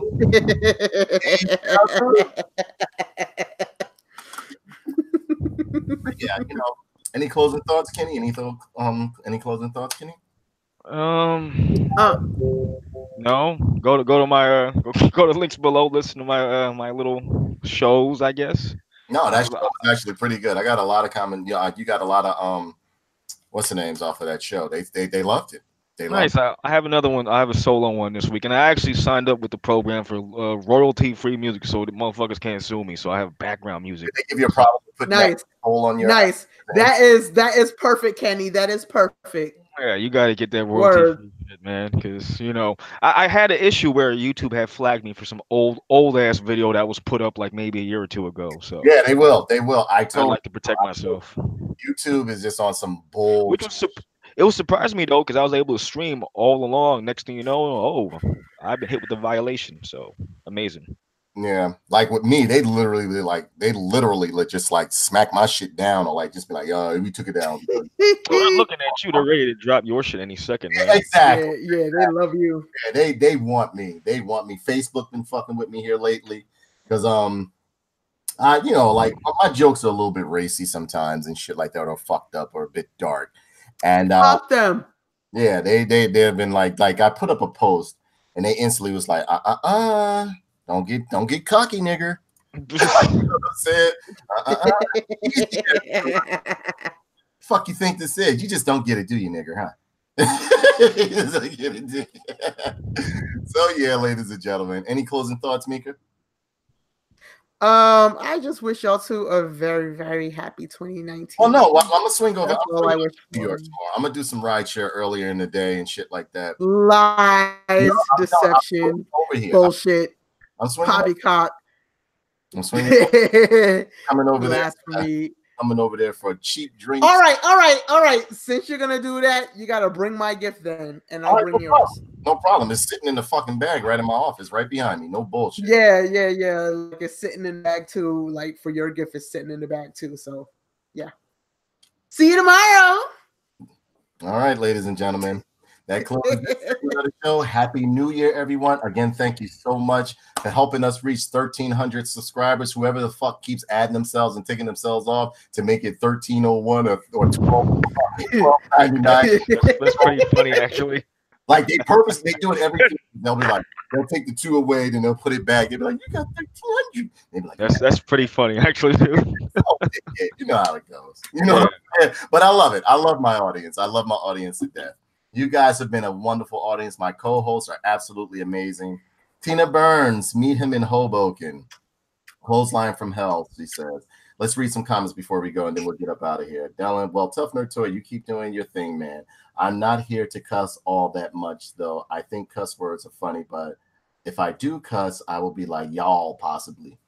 Fierce Play says, Crown and Jameson are my go-to for whiskey. Mouse Type says, the new wife needs money. He is not going to retire. Fierce Play says, Any Which Way But Loose wasn't a bad film, was Eastwood. Yeah, it wasn't a bad film either. I agree. Eastwood. Fierce Play says, the clothesline. Exactly. It's called The Clothesline from Hell. Exactly. Mouse Tie said, meet him in Hoboken. Tina Burns says, thanks. Tina Burns says, yes, thanks for the invite. Always love watching. Thank you so much, everyone, for supporting the show, for stopping through. Again, we will start doing giveaways in the new year. We'll start having more content.